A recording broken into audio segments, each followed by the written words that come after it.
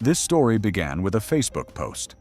In the spring of 2017, Karolina Wojcik, a 23-year-old student from Krakow, was looking for a way to pay for her education and help her mother with her mortgage. She worked as a waitress and did some translation work on the side, but she was constantly short of money.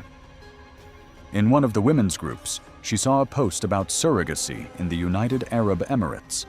The amount immediately caught her attention: $150,000 for one pregnancy. Karolina contacted a representative of the agency.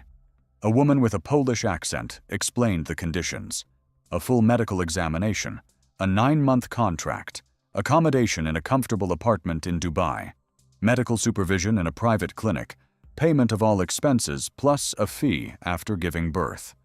The clients were a wealthy couple from the Emirates who were having trouble conceiving. Everything was legal and official. Karolina spent several weeks researching information about surrogacy. She read dozens of stories from women who had successfully gone through the process. She talked to her mother, who was skeptical but did not try to dissuade her. Money solved a lot of problems.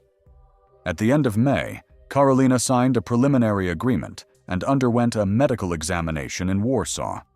The results were good: young, healthy, no chronic diseases. In July, the agency sent her a plane ticket and the main contract, 28 pages in English. Karolina hired a translator and asked him to explain all the clauses. Most of them seemed standard: obligations to carry and give birth to a healthy child, comply with medical prescriptions, refrain from alcohol and drugs, and visit the doctor regularly. There was a clause about penalties for violating the regime, a clause about the client's right to receive the child immediately after birth, and a clause about confidentiality. The interpreter pointed out several points that he found strange.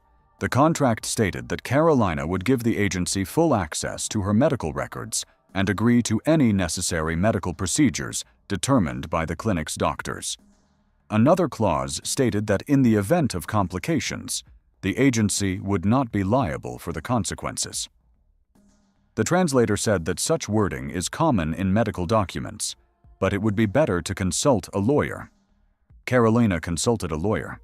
The lawyer said that the contract looked standard for international surrogacy, although some clauses were vaguely worded. He advised her to ask the agency for clarification. Karolina wrote to the representative. The reply came 2 days later. All the clauses were standard. The clinic was internationally accredited, and the contract complied with UAE law. There was nothing to worry about. She signed it.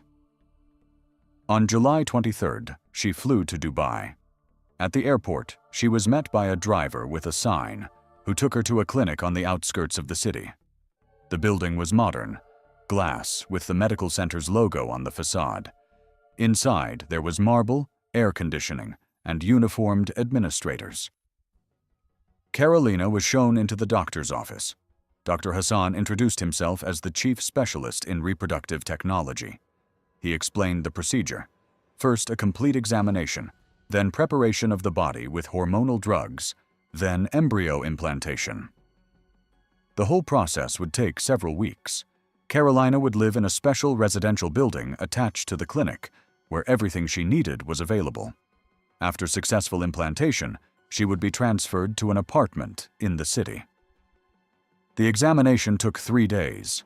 Blood tests, ultrasounds, examinations by various specialists. Everything was professional. No red flags.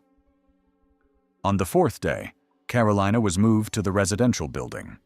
The room was small: a bed, a table, a wardrobe, and a private bathroom. The window overlooked the courtyard. The setting was more like a dormitory than a hotel, but it was quite acceptable. The hormone injections began. Every morning, a nurse came, gave her an injection, and checked her blood pressure and temperature. Karolina felt fine, except for a little nausea. She asked when she would be transferred to the city. The nurse replied that after the implantation, she would have to wait. 2 weeks later, the embryo transfer procedure was performed. Karolina signed the consent form and was taken to the operating room. Everything went quickly, under local anesthesia. After the procedure, she spent the day in the ward under observation, then returned to her room. The doctor said that now she had to wait 2 weeks to confirm the pregnancy. The wait was nerve-wracking. Carolina hardly left her room. They brought her books and a tablet with internet access. She contacted her mother via messenger and told her that everything was going well. Her mother asked when she would be coming home. Carolina replied that in about 9 months, as planned. 2 weeks later, the test confirmed the pregnancy. Dr. Hassan congratulated her and said that everything was going well. Now, the observation period would begin. Carolina asked about moving into the apartment. The doctor replied that in the coming weeks, they needed to make sure that the pregnancy was developing steadily. Weeks passed, but the move did not happen. Carolina began to worry. She asked the nurses when she would be discharged. The answers were evasive. Soon, the doctor decides, we need to wait for the test results. She tried to leave the building, but the doors on the first floor were locked with electronic locks. The security guard politely explained that this was for the safety of the patients, and that they could only leave with a pass. In the 6th week of her pregnancy, Carolina was summoned to Dr. Hassan's office. With him was another man who introduced himself as Mr. Al-Maktoum, the agency's lawyer. They asked her to sit down and placed some documents in front of her. Dr. Hassan explained that when she signed the contract, there were some addenda that she might not have read in full. He spoke calmly and methodically. In particular, addendum number 3, which she had signed along with the main contract. Carolina did not remember any addendum number 3. She asked to see it. Mr. Al-Maktoum handed her a folder. Inside were pages in English, with her signature and the date at the bottom, July 2017. Carolina began to read.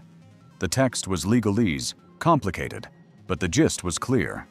She agreed to participate in an extended surrogacy program, which involved carrying at least 10 pregnancies over a period not exceeding 15 years.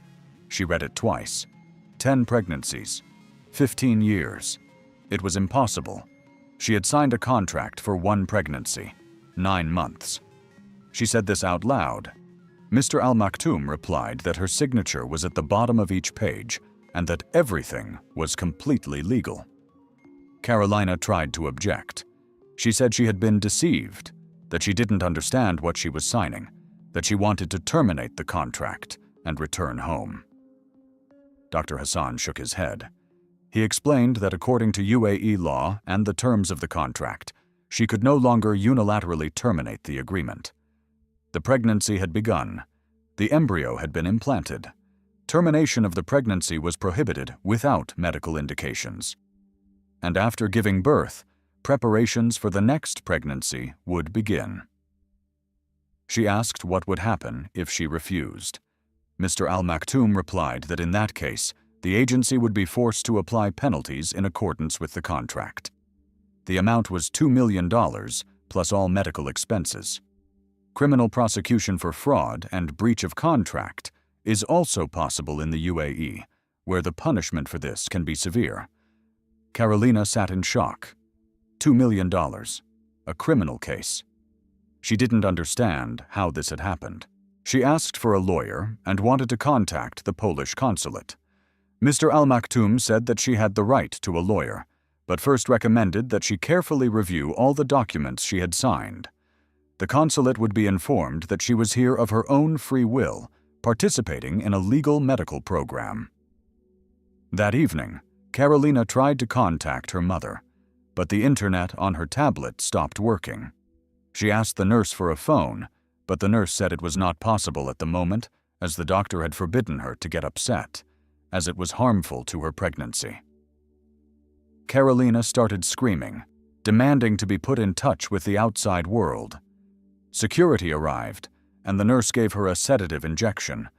She fell asleep. When she woke up, she had been moved to another room. It was not a room, but rather a ward, a metal bed, a bedside table, a toilet, and a sink in the corner.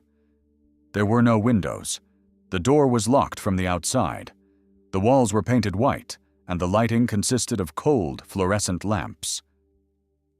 Thus began Karolina Wojcik's confinement. She spent her first pregnancy in this ward. The regime was strict: wake up at 7 in the morning, breakfast at 8, medical examination at 9.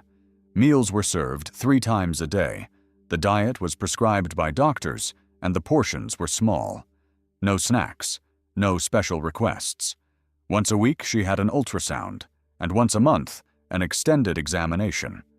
Karolina tried to protest, refused to eat, and demanded to meet with consulate representatives. The staff ignored her demands. When she refused to eat, they put her on IV drips with nutrient solutions. When she screamed, they gave her sedatives. After a few weeks, she realized that resistance was futile. The only thing she could control was her mental state. The pregnancy proceeded normally. Dr. Hassan conducted regular examinations, monitored the development of the fetus, and adjusted vitamins and supplements. He treated her not as a person, but as a patient, a carrier. He asked questions only about her well-being and symptoms, no personal conversations. At 38 weeks, Karolina went into labor. She was taken to the maternity ward, which was located in the same complex. The birth was natural, without complications. The baby was a girl, healthy, weighing 3 kilograms, 200 grams. Karolina saw her for a few seconds. Then the newborn was taken away. She never saw her again. After the birth, she was given 2 days to recover. On the 3rd day, Dr. Hassan came, examined her, and said that everything was fine. The uterus was contracting normally. In 2 weeks, preparations for the next pregnancy would begin. Karolina just remained silent. She no longer had the strength to argue. Preparations began 3 weeks later. Again, hormone injections, again, tests, again, waiting for ovulation. A month later, the second implantation was performed. The pregnancy was confirmed. The cycle repeated itself. The second pregnancy was more difficult. Karolina gained weight, developed edema, and her blood pressure rose. The doctors adjusted her treatment and added medications. The delivery was more complicated and required an episiotomy. The baby was a boy and was taken away immediately. After the second birth, Karolina tried to figure out where she was. From the staff's conversations, she realized that the clinic was located somewhere in the desert, far from the city. Apparently, it was an isolated medical complex where women were brought for similar programs. She was not the only one. Sometimes she heard the voices of other women in the hallway and the cries of babies. She tried to talk to the nurse, to ask how many others like her were there. The nurse, a Filipino woman in her 40s, did not answer right away. Then she quietly said that she was not allowed to talk to patients about personal matters. But Karolina saw sympathy in her eyes. That gave her hope. Her 3rd pregnancy began 4 weeks after her 2nd delivery. Karolina's body protested. Her hormonal balance was disrupted, and she developed problems with her cycle. The doctors increased the doses of medication. The implantation was successful, but the pregnancy was accompanied by toxicosis, constant nausea, and weakness. By this point, almost 2 years had passed since her arrival in Dubai. Karolina lost track of time. The days merged into one gray mass.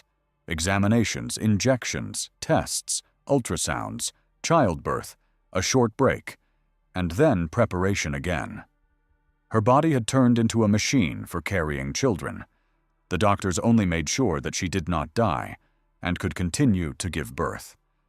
During her 3rd pregnancy, she asked Dr. Hassan who the children were given to. He replied that it was none of her business. The children were given to families according to contracts.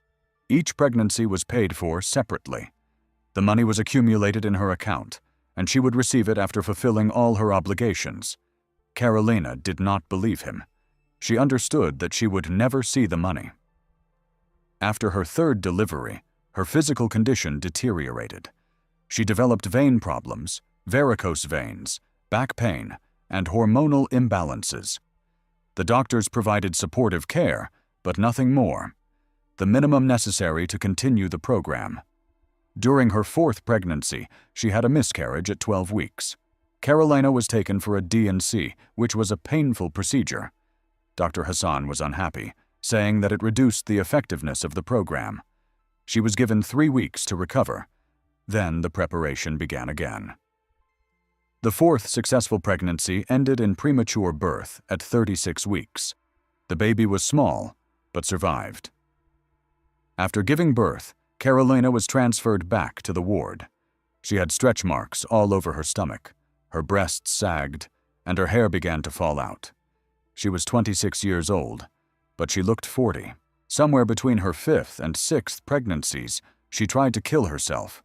She saved up the sleeping pills she was given and took them all at once. She was found unconscious in the morning, pumped out, and put on an IV. After that, her medication was strictly controlled, and she was forced to swallow it in front of a nurse. Psychologically, Carolina was on the verge of collapse. There were days when she just lay there, staring at the ceiling, unresponsive. There were days when she cried for hours. The staff paid no attention. The only thing that mattered was her ability to carry her next child to term. During her 6th pregnancy, something happened that changed her situation a little. A new intern, a young doctor named Ahmed, arrived at the clinic.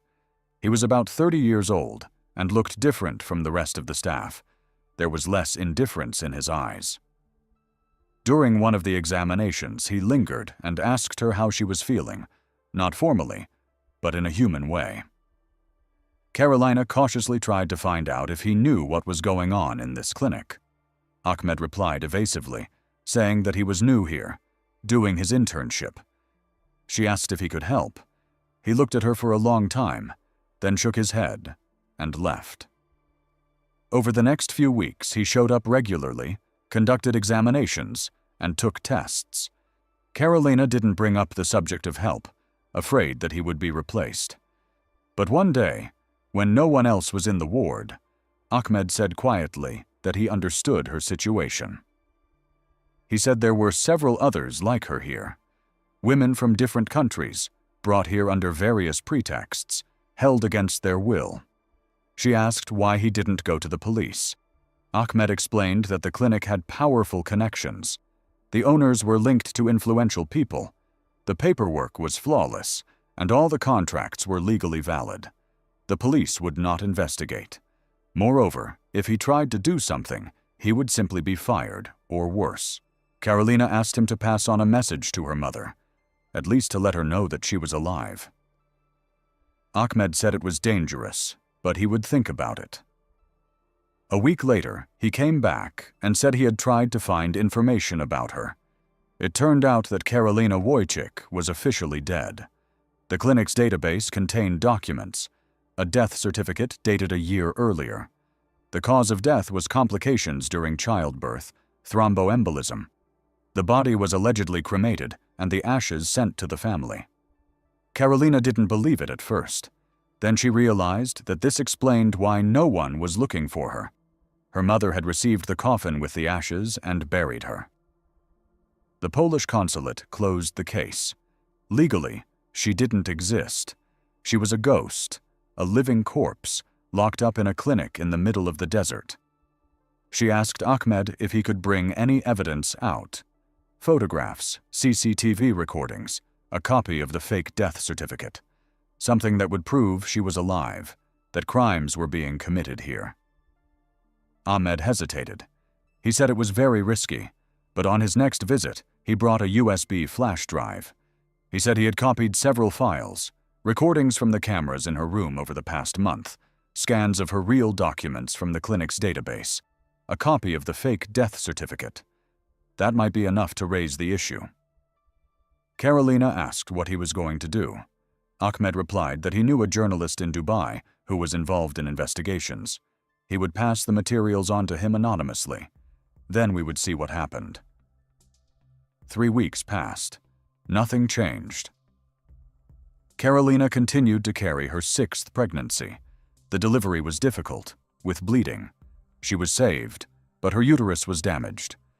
Dr. Hassan said that this might be her last pregnancy and that she needed to be examined.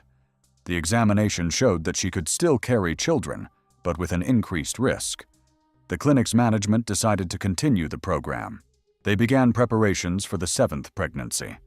Then, unexpectedly, the police arrived at the clinic. It was a normal morning.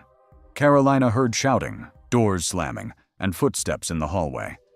Then her door opened, and 2 uniformed police officers and a woman in business suit. The woman introduced herself as a representative of an international human rights organization. She said that they had received information about the illegal detention of people in this clinic. They conducted an inspection and found violations. The clinic was closing, and all patients held there against their will would be released. Carolina cried. She couldn't believe it was real. She was taken out of the ward, transported to a hospital in Dubai, and given a full medical examination. Over time, it became clear that 11 women in similar situations were being held at the clinic. They were from different countries: the Philippines, Ukraine, Romania, Ethiopia. All of them had been lured with promises of high earnings and were being held against their will. The investigation revealed that the clinic was indeed connected to influential people, but the publication of the materials in the international press caused such a stir that the UAE authorities could not ignore it. Dr. Hassan, several employees, and the owner of the agency were arrested. Mr. Al Maktoum disappeared, probably leaving the country. Carolina was returned to Poland. Her mother was in shock. She had actually buried her daughter a year ago, receiving ashes that, as it turned out later, were just ash. The reunion was difficult, full of tears and mistrust. Physically, Carolina was exhausted. 7 pregnancies in 4 years had ruined her health. Doctors in Poland said she would no longer be able to have children, as her uterus was irreversibly damaged. Psychologically, she suffered from post-traumatic stress disorder, depression, and anxiety. She began working with a psychotherapist. The trial of the clinic's owners dragged on. The UAE extradited several defendants, but some remained out of reach. Compensation to the victims was symbolic, and most of the clinic's assets were withdrawn or frozen. Carolina's story received widespread publicity. Journalists wrote articles and made documentaries. She gave interviews and talked about what she had been through. She wanted people to know that this kind of thing could happen, that contracts signed in desperation or trust could turn into a life sentence. Ahmed, the intern who helped her, also testified. He was fired from the clinic immediately after the information was leaked, but he had no regrets. He said in an interview that he couldn't remain silent when he saw what was happening to these women. Now, several years later, Carolina lives in Krakow. She volunteers for an organization that helps victims of human trafficking. She speaks at conferences, warning women about the dangers of dubious contracts abroad. She is still undergoing therapy and still has nightmares.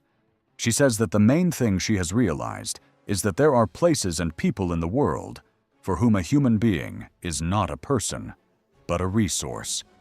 Biological material that can be exploited as long as it functions, and that no amount of money is worth risking your freedom and your life. The 7 children she gave birth to now live in different families. She does not know where they are, what their names are, or who is raising them. Under UAE law and the terms of her contracts, she has no relationship with them. Legally, she was never their mother. She was only a surrogate. This is what she has to live with every day. This story began in July 2023, when 27-year-old Elizaveta Vorontsova posted a series of photos from Dubai on her profile. She was a mid-level influencer with an audience of about 180,000 followers, specializing in content about travel and art. Her last post was made on July 23rd. After that, the profile went silent. No one raised the alarm. In the influencer industry, breaks in activity were considered normal. Brands stopped collaborating, subscribers gradually lost interest, and the account slowly faded away. Vorontsova flew to Dubai at the invitation of a man who introduced himself as Farid al-Mansouri. He contacted her through a professional agent who worked with artists and models. The offer sounded attractive. Participation in a private art project for a contemporary art collection. $50,000 in payment. Accommodation in the collector's villa. The work was supposed to take about 2 weeks. Vorontsova agreed after checking the references of the agent, who had real contacts in the art world and worked with several well-known galleries in Europe. Al-Mansouri met her at the airport in person. He was a reserved man in his 50s who spoke proper English with a British accent. He was dressed in a light-colored European-style suit. They were driven in a premium car with a driver. During the trip, Al-Mansouri talked about his collection. He collected contemporary art, but was particularly interested in works related to the theme of the body and its transformation. He mentioned several well-known artists who worked in this direction. Vorontsova took notes. She saw this project as an opportunity to enter more serious art circles. The villa was not located in the city center, but on the outskirts, in a deserted area where buildings were sparse. It was a house of modern architecture with large glass surfaces and white walls. The territory was fenced off by a high fence. Inside, the interior was minimalist. There was a lot of light. On the walls hung works that Vorontsova recognized as the creations of several famous artists. Al-Mansouri showed her around the house, showed her the guest room, and explained the layout. There was practically no staff to be seen. Only a driver and a cook who appeared twice a day to prepare meals. On the first evening, they discussed the details of the project. Al-Mansouri showed her sketches and explained the concept. He wanted to create a series of photographs and video works exploring the idea of immobility and time. Vorontsova was to be placed in various poses, wrapped in special materials resembling bandages. He explained this as a reference to ancient Egyptian mummification practices, but in a modern context. The work was to be conceptual, no eroticism or provocation, pure art. Vorontsova asked questions. Al-Mansouri answered in detail and convincingly. He showed her the contract she had signed in Moscow through an intermediary. Everything looked legitimate. Filming began the next day. Al-Mansouri worked methodically. First, simple poses. Vorontsova stood or sat while he took photos from different angles. Then he began to use materials. White strips of fabric soaked in some kind of solution. He explained that it was a special compound that created the desired texture and allowed the material to retain its shape. The smell was faint, medicinal. Vorontsova did not object. Al-Mansouri worked professionally, without unnecessary touching, commenting on each action. The first session lasted about 3 hours. Then he unwound the bandages, thanked her for her work, and let her rest. On the third day, Al-Mansouri suggested trying a more complex composition. He wanted to fix her hands in a certain position to achieve the desired visual effect. He used thin plastic splints, which he attached under layers of fabric. Vorontsova felt discomfort, but not severe. Al-Mansouri constantly asked if she was in pain and adjusted the tension. After the shoot, he did not immediately remove the contraption. He said he wanted to take a few more shots with different lighting. Vorontsova spent about an hour in this position. When she was released, her arms were slightly numb. Al-Mansouri brought a warm towel and helped her stretch her muscles.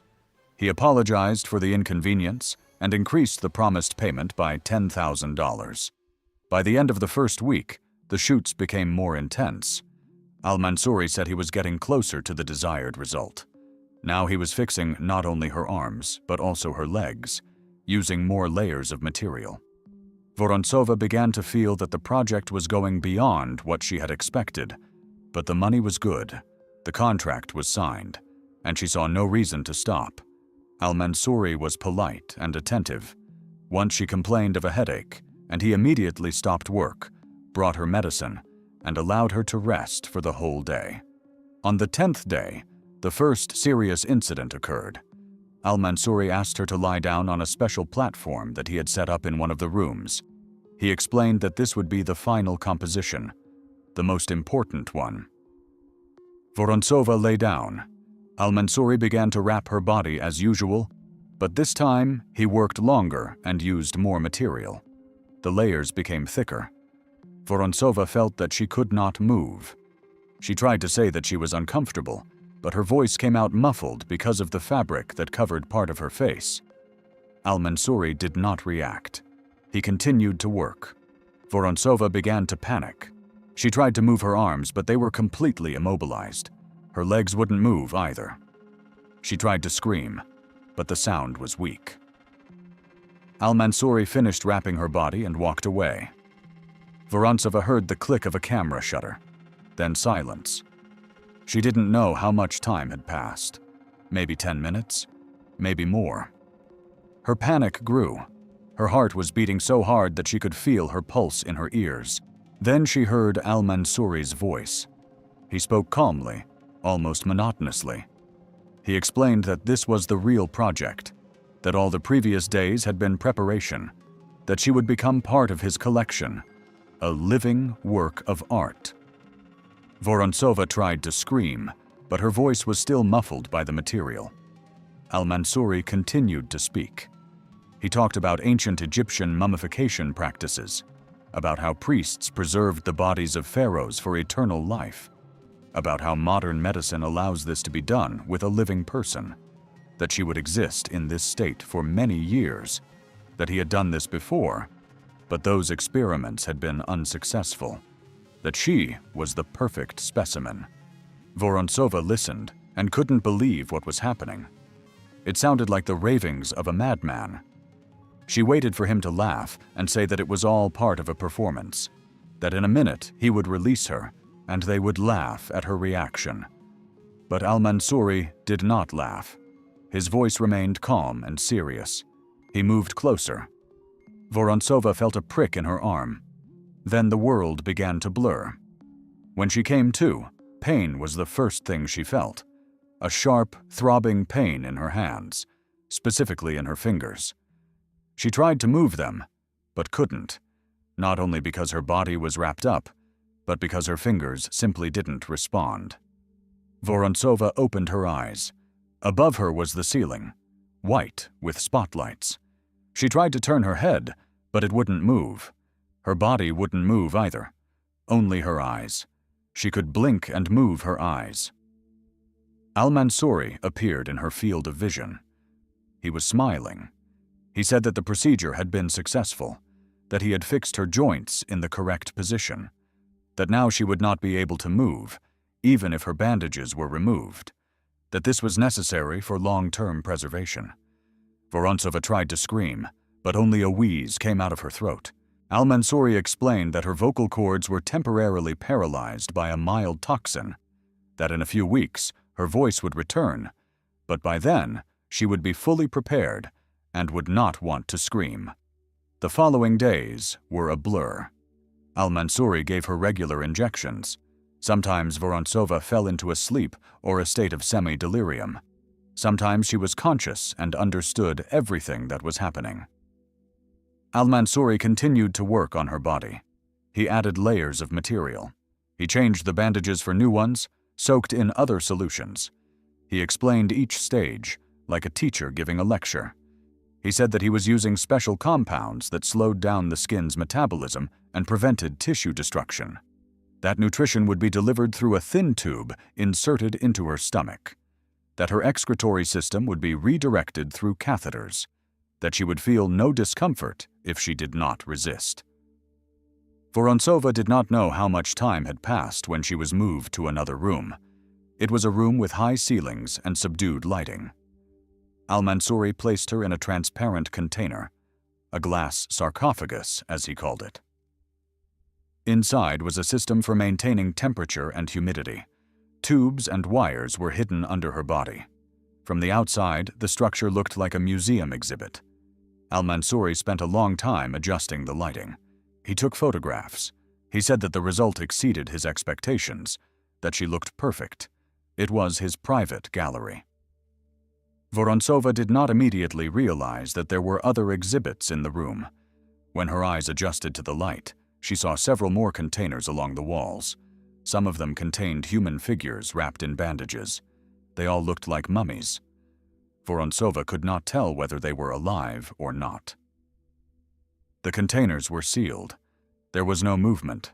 Only her sarcophagus had a life support system. Wires and tubes were visible upon closer inspection. Al-Mansouri came regularly, sometimes alone, sometimes with guests. He showed his collection like a museum guide. He talked about the concept behind each work. He spoke of Vorontsova as his latest and most successful acquisition. Guests looked at her, commented on the quality of the workmanship, discussed the details. No one asked questions. No one doubted that they were looking at a work of art and not a living person. Vorontsova tried to signal. She moved her eyes, tried to blink more often. No one paid any attention. Time lost its meaning. Days turned into nights. The light in the gallery dimmed in the evening and became brighter in the morning. Al-Mansouri came to check the systems. He changed the nutrient solutions. Sometimes he gave injections. Vorontsova gradually lost her sense of reality. Sometimes she thought it was an endless nightmare from which she would soon wake up. Sometimes she accepted the situation as a new reality in which she would have to exist for an indefinite period of time. Her thoughts slowed down. Her consciousness dulled. Maybe it was the effect of the chemicals. Maybe it was a protective reaction of the psyche. At some point, a new person appeared in the gallery. A worker. Al-Mansouri had hired him to maintain the villa's technical systems. His name was Ahmed Khalil. A man of about 35, of Filipino origin. He had been working in Dubai for 8 years. He was engaged in servicing air conditioning and electrical systems in private homes. Al-Mansouri called him to check the climate control in the gallery. The system was malfunctioning. The temperature was fluctuating, which could damage the exhibits. Khalil entered the gallery with his tools. Al-Mansouri explained the problem and left him to work. Khalil began his inspection. He examined the control units and checked the sensors. Everything was in order with the main system. The problem was in the local controller of one of the containers, the very one where Vorontsova was located. Khalil moved closer to examine the control panel. He glanced at the contents of the container. He saw a wrapped figure. He thought it was a sculpture or a mannequin. Then he noticed that the chest was rising and falling slightly, very slowly, almost imperceptibly, but there was movement. Khalil looked more closely. He saw tubes. He saw wires leading into the container. He realized that this was not just an exhibit. He took a step back. He looked at the other containers. He approached the nearest one. No movement. He returned to the first one. The chest continued to move. Khalil stood in front of the container and tried to figure out what to do. He was not a man prone to impulsive decisions. 8 years of working in Dubai had taught him caution. Wealthy clients could have strange hobbies and collections. He had seen rooms with exotic animals, private museums with questionable exhibits, basements converted into bunkers. He had learned not to ask unnecessary questions. But this was different. This was a living person sealed in a glass box. He finished checking the climate control faster than he had planned. He gathered his tools. Al-Mansouri was waiting for him in the lobby. Khalil reported the problem with the controller and offered a solution. Al-Mansouri nodded, paid in cash, and walked him to the exit. Khalil got in his car and drove away. All the way home, he thought about what he had seen. He tried to find a logical explanation. Maybe it was a medical experiment. Maybe some kind of therapy. Maybe the man was sick, and this was a way to treat him. At home, he couldn't concentrate. His wife asked what was wrong. Khalil said he was tired. He went to bed, but couldn't sleep. In the morning, he decided he had to check. If he was wrong and it really was a mannequin, then everything was fine. If not, then something had to be done. He called Al-Mansouri and said that the system needed to be checked again and a new controller installed. Al-Mansouri agreed. He set a time for the next day. Khalil arrived in the afternoon. Al-Mansouri opened the door, let him in, and showed him to the gallery. He left him to work. Khalil pretended to be busy with the installation. He waited for Al-Mansouri to leave. When he was alone, he approached the container. He looked closely at the face. The eyes were open. They were looking at the ceiling. Khalil tapped the glass quietly. The eyes twitched. They looked at him. Khalil felt a chill in his chest. It was definitely a living person. He didn't know what to do next. It was impossible to free her right now. The container was sealed, and he needed tools. Even if he opened it, it was unclear what condition the person was in and whether she needed medical attention. Al-Mansouri could return at any moment. Khalil decided to proceed with caution. He finished his work and left the gallery. He told Al-Mansouri that everything had been fixed. He left. In the car, he took out his phone. He wanted to call the police. Then he stopped. He began to think about the consequences. Al-Mansouri was a rich man. A villa on the outskirts, private property, an expensive collection. People like that had connections. Khalil was a foreign worker on a temporary visa. It would be his word against that of a citizen with money and influence. If the police came and found nothing suspicious, or if Al-Mansouri explained the situation differently, Khalil would find himself in an unpleasant situation. He could be deported. He could be accused of slander. He decided to gather evidence first. The next day, he bought a miniature camera. It was a small device that could be hidden in a pocket or attached discreetly. He called Al-Mansouri again. He said he needed to check how the new controller worked and take readings. Al-Mansouri agreed, but sounded less friendly. He asked why another visit was necessary. Khalil explained that it was standard procedure, a warranty check. Al-Mansouri set a time. Khalil arrived with the camera in his pocket. Al-Mansouri met him at the door. This time, he did not let him in right away. He asked a few questions about the job and the company Khalil worked for. Khalil answered calmly, showed his documents, and explained the procedure. Al-Mansouri let him in, but this time he stayed nearby. He did not leave the gallery. He stood and watched the work. Khalil turned on the camera in his pocket. He checked the readings on the instruments and pretended that everything was fine. Al-Mansouri stood a few meters away. Khalil approached the container to check the temperature sensor. The camera was pointed at the sarcophagus. He recorded for a few minutes. Then he walked away and finished the check. Al-Mansouri escorted him to the exit. This time he did not pay extra. He just said goodbye and closed the door. Khalil returned home and watched the recording. The quality was average, but it was clear enough. A wrapped figure in a container, tubes, wires, slow movement of the chest. At one point, the eyes turned toward the camera. It was clearly visible. Khalil saved the file to a flash drive. He made a copy. Now he had evidence. He went to the police station the next day. The officer on duty listened to his story. He asked to see the recording. Khalil showed him the video on his phone. The officer watched it and frowned. He asked a few questions. He wrote down the address of the villa. He said he would pass the information on to the relevant department. Khalil asked what would happen next. The officer replied that he would be called in to testify if necessary. Khalil left his contact details and left. 3 days passed. No one called. Khalil began to worry. He called the station himself. He was connected to another officer.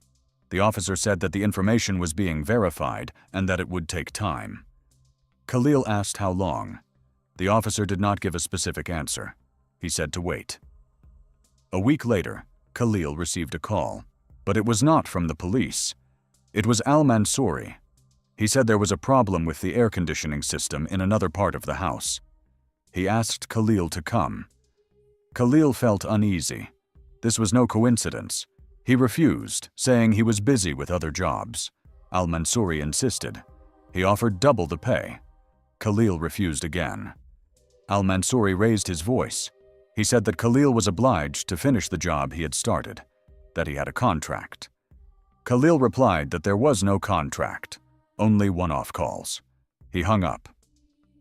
That same evening, as Khalil was returning home from work, he was stopped by a car, a black SUV with tinted windows.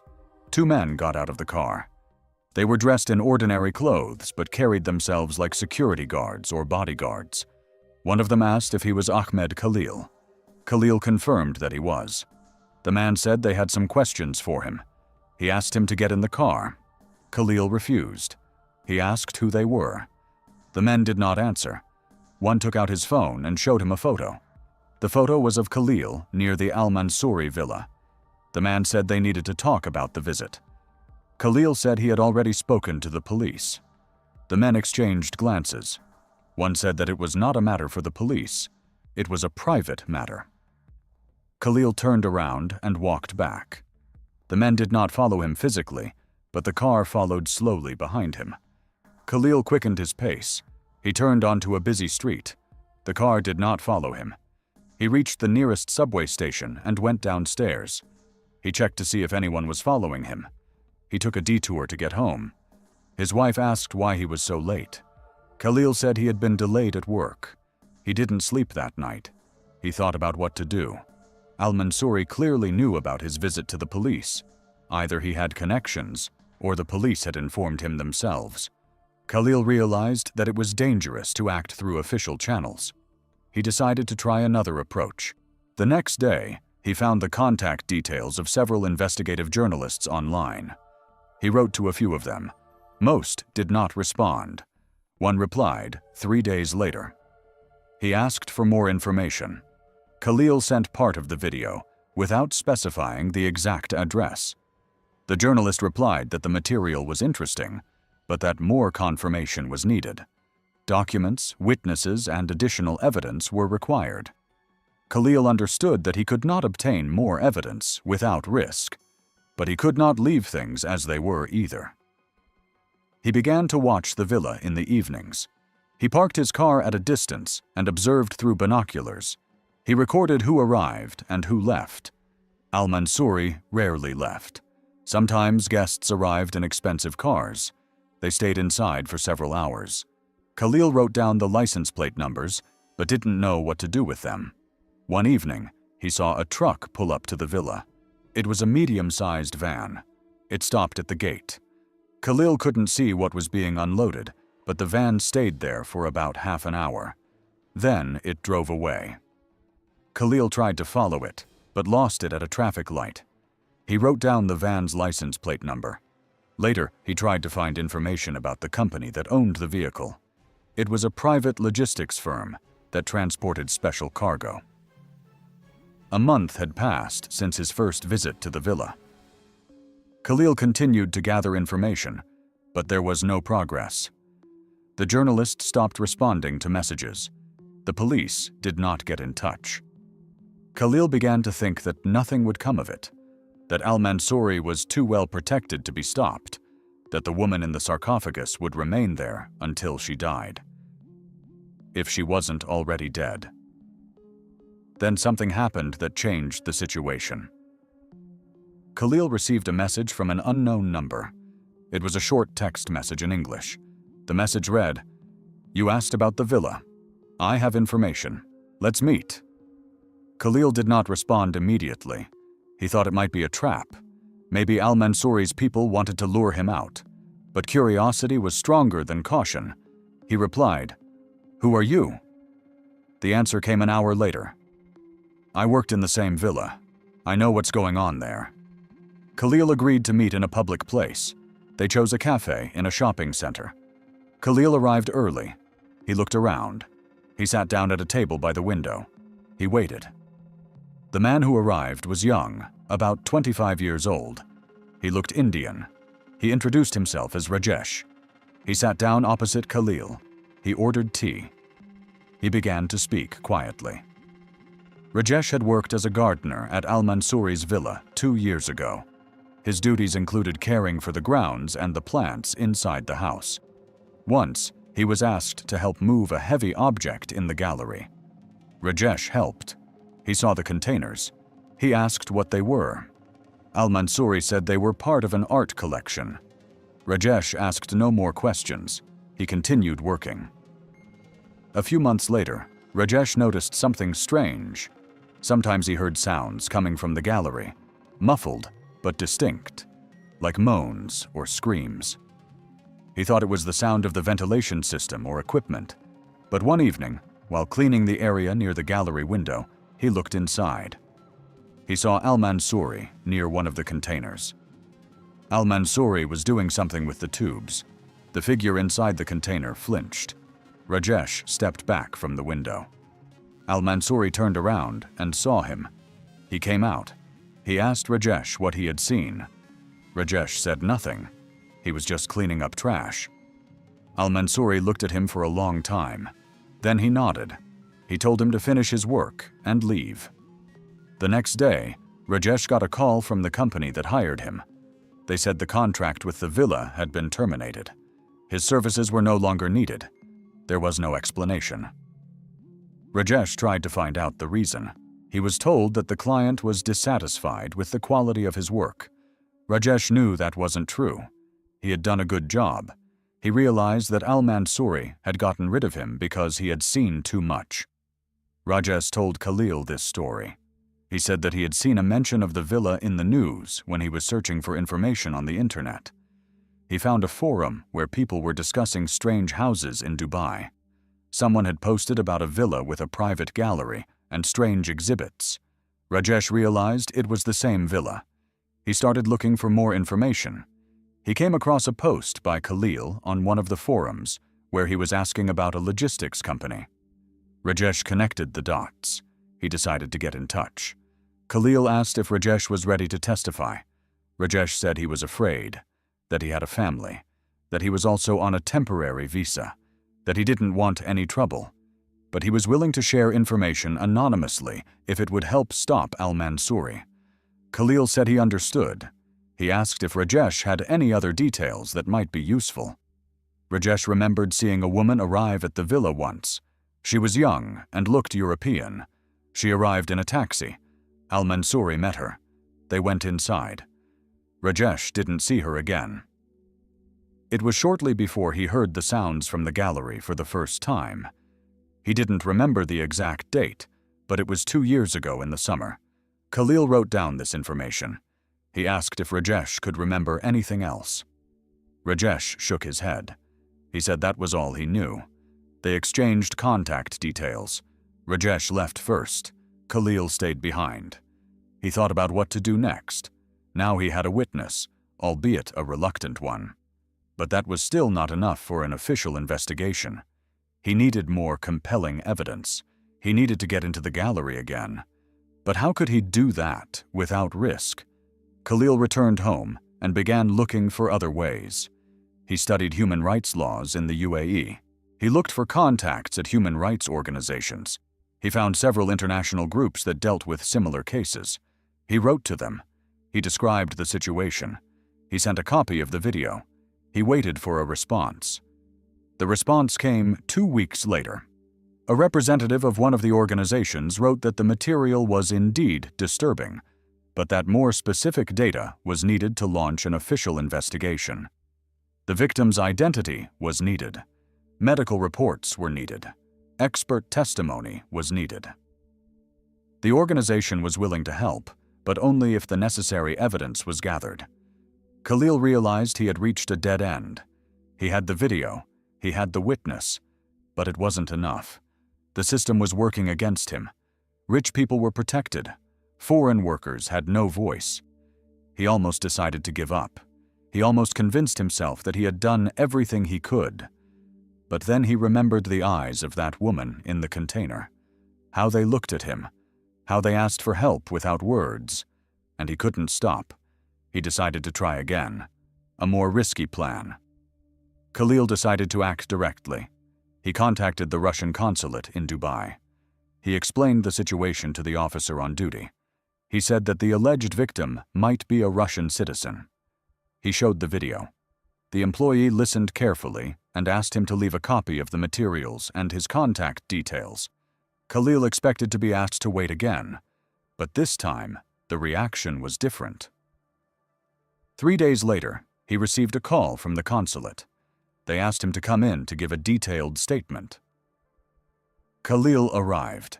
He was met by a consular officer named Sokolov and an employee from the legal department.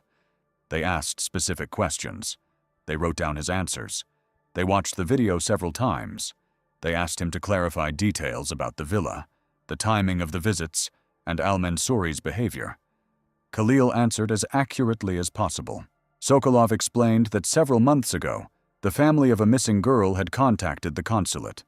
Elizaveta Vorontsova, 27 years old, an influencer from Moscow. The last contact was in July 2023. At that time, she wrote to her mother that she was in Dubai for work. After that, contact was lost. Her phone was not answering. Her social media profiles were no longer being updated. The family filed a report with the police in Russia. The Russian police sent a request to the UAE. The local police conducted a formal investigation, found nothing, and closed the case as a voluntary disappearance. The family did not give up. They contacted the consulate directly. The consulate launched its own investigation, but without any concrete leads, there was no progress. Now information has come from Khalil. Sokolov said that the consulate would act through diplomatic channels. They would send an official request to the UAE police, demanding that they check the villa. That the presence of consular representatives during the inspection is mandatory under international law when it comes to a possible victim from Russia. The process took another 2 weeks. Khalil did not know the details of the negotiations, but Sokolov kept him informed of the general situation. The local authorities resisted. Al-Mansouri had connections in government circles. His family was influential, but the pressure from the Russian consulate was strong. In addition, international human rights organizations, to which Khalil had previously sent information, got involved. They launched a public campaign on social media.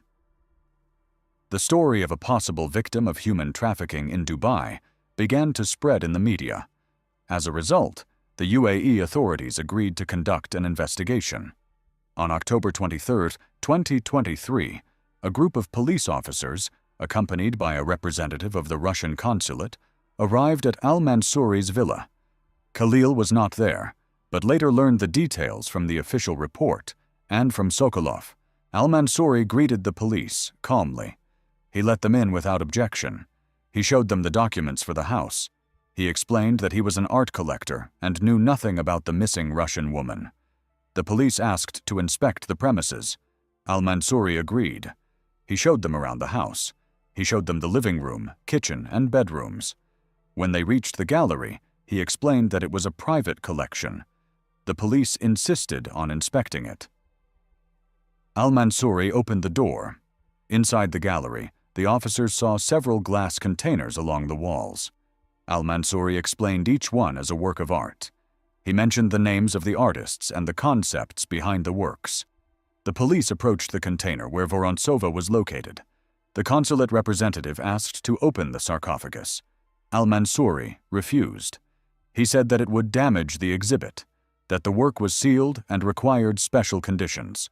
The senior officer did not argue. He ordered the container to be opened by force. A technician from the group began working on the locks and seals. Al-Mansouri tried to protest. He threatened to file complaints. The officer paid no attention. 20 minutes later, the container was opened. Inside lay a woman, completely wrapped in bandages. Only her eyes were visible. A medic from the group came closer. He checked her pulse on her neck. There was a pulse, weak but discernible. The woman was alive. The medic immediately called an ambulance. He began to carefully remove the bandages from her face to ensure normal breathing. Al-Mansouri tried to explain the situation. He said that it was a voluntary project, that the woman had agreed to participate, that all the documents had been signed. The police did not listen. Al-Mansouri was arrested on the spot. He was charged with unlawful deprivation of liberty and causing grievous bodily harm. The ambulance arrived quickly. The medics continued to remove the bandages from Vorontsova. They worked carefully because they did not know what condition the body was in under the layers of material. When they removed most of the bandages, they discovered a system of tubes and catheters connected to the body. The medics disconnected the system. They transferred Vorontsova to a stretcher and took her to the hospital. At the hospital, she underwent a complete examination. The results were shocking. Vorontsova had broken fingers on both hands and feet. The fractures were old and had already begun to heal, but in the wrong position. Her joints were damaged by the chemicals that had been soaked into the bandages. Her muscles were atrophied from prolonged immobility. Her skin was covered with ulcers and chemical burns. Her body weight was critically low. Her internal organs were functioning at their limit. The doctors said that Vorontsova had been in this condition for about 3 months. She had survived only thanks to the artificial feeding system and medications administered by al-Mansouri. Without immediate intervention, she would have died within a few weeks. Her psychological state was critical. Vorontsova was unable to speak for the first few days. She was in a state of shock. She responded only to basic stimuli. The police continued their investigation of the villa. They opened the remaining containers in the gallery. In 2 of them, they found mummified bodies. A forensic examination showed that these were the remains of 2 women. One was European, aged between 25 and 30. The second was Asian, aged between 30 and 35. Both had been mummified using the same method as Vorontsova. Death was caused by exhaustion and organ failure. Based on the condition of the bodies, death occurred within the last 2 years. An extensive archive was found on al-Mansouri's computer. Photographs and video recordings of the mummification process of all 3 women. Detailed diary entries where he described each stage of the experiment.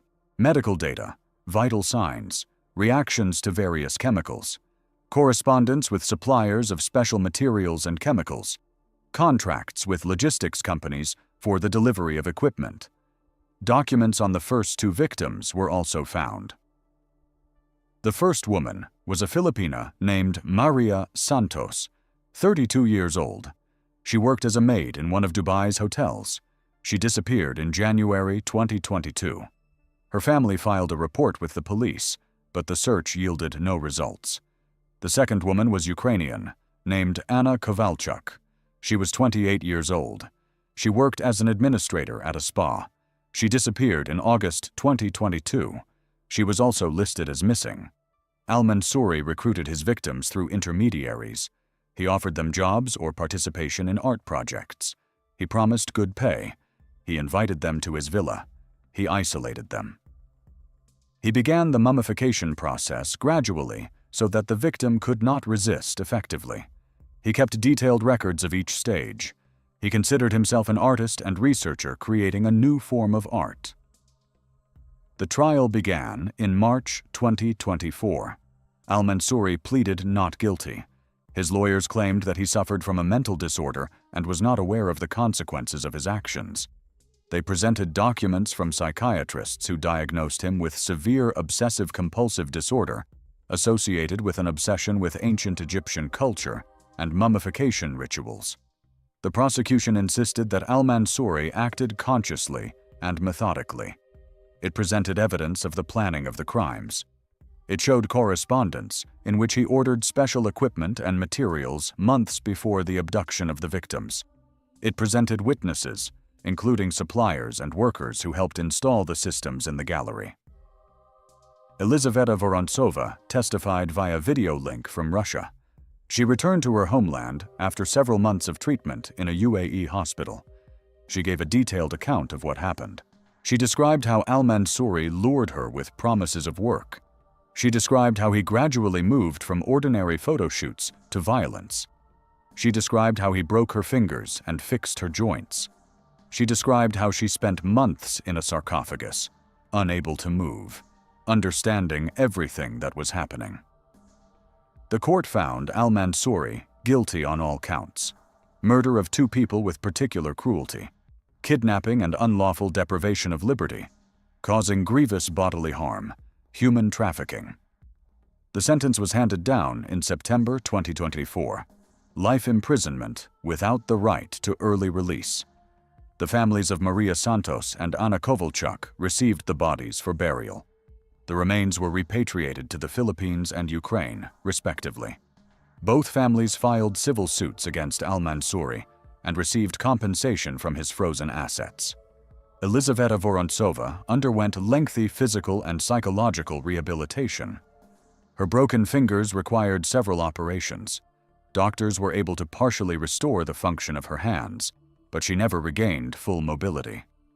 She learned to walk again 6 months after her rescue. The psychological trauma proved to be deeper than the physical. Vorontsova could not be in enclosed spaces. She suffered from nightmares. She underwent therapy with a specialist in post-traumatic stress disorder. She did not return to her work as an influencer. She deleted all her social media profiles. She refused interviews and public appearances. She lived with her family in Moscow. She gradually recovered. Her mother said in one of her rare interviews that her daughter was learning to live again, that every day was a struggle. But she was alive, and that was the main thing. Ahmed Khalil received official thanks from the Russian consulate and from Vorontsova's family. Elizaveta's mother flew to Dubai specifically to meet him in person. She thanked him for not remaining indifferent, for risking himself for a stranger. Khalil said that he was simply doing what any normal person would do. Rajesh also testified in court, anonymously, via video link with his face covered. His testimony helped establish the chronology of events and prove that al-Mansouri was not doing this for the first time. After the trial, Rajesh continued to work in Dubai. Khalil sometimes communicated with him. Both tried not to dwell on what they had seen. The story received limited media coverage. The UAE authorities were not interested in widespread publicity of the case, which could damage the country's reputation as a safe place for expats and tourists. Several international publications ran articles, but without sensational headlines or details. The Russian media also wrote about it in a restrained manner, focusing more on the successful rescue of the citizen than on the details of the crime. Al-Mansouri's villa was confiscated by the state. The art collection was sold at auction. The money went to a fund to help victims of human trafficking. The building stood empty for a long time. Then it was demolished. A residential complex was built on the site. The case was officially closed in December 2024. The police conducted an additional investigation to determine whether there were any other victims. They checked all cases of missing women in Dubai over the past 5 years. They found several suspicious cases, but were unable to establish any direct links to al-Mansouri. The investigation concluded that there were 3 victims. 2 died. 1 survived. Elizaveta Vorontsova is still alive. She lives quietly. She does not give interviews. Relatives say she is slowly recovering. She is learning to enjoy simple things. Walking in the park, drinking coffee in the morning, talking to people. Things that used to seem ordinary now require effort. But she is fighting. And that is already a victory. Farid al-Mansouri is serving a sentence in a maximum security prison in the UAE. He does not give interviews. He does not communicate with the outside world. According to prison officials, he keeps to himself. He spends his time in his cell. He reads books on the history of ancient Egypt. The prison psychologist noted in his report that the prisoner still considers himself an artist, not a criminal. That he shows no signs of remorse. The story remains a warning that wealth and influence can create zones of impunity, that crimes against people can be committed under the guise of art, that it is important to pay attention to oddities and not ignore warning signs. Khalil saved a life because he did not remain indifferent. Many others saw something suspicious but remained silent. The difference between life and death sometimes lies in one person who decides to act. Martha Rivero died on November 25, 2023, in an underground bunker of a luxurious residence in the desert outside Dubai, with a broken neck and her vocal cords cut out. Her killer, Sheikh Rashid ibn Khaled al-Nahyan, collected human voices, and Marta became the 24th exhibit in his private gallery of horrors. The story began a month earlier, when the singer from Seville received a letter that seemed like a gift from fate. On October 23, 2023, Marta received an email from a certain Faisal al-Maktoum, who introduced himself as Sheikh Rashid's personal assistant and said that his employer wanted to invite the Spanish singer to a private concert at his residence for a fee of 200,000 euros for a performance lasting no more than 2 hours. Marta was 31 years old and had been singing flamenco in the bars of Seville since she was 16, but she only became widely known 2 years ago after an article in a Madrid newspaper in which a music critic wrote that her voice sounded as if it were made of molten gold and broken glass at the same time.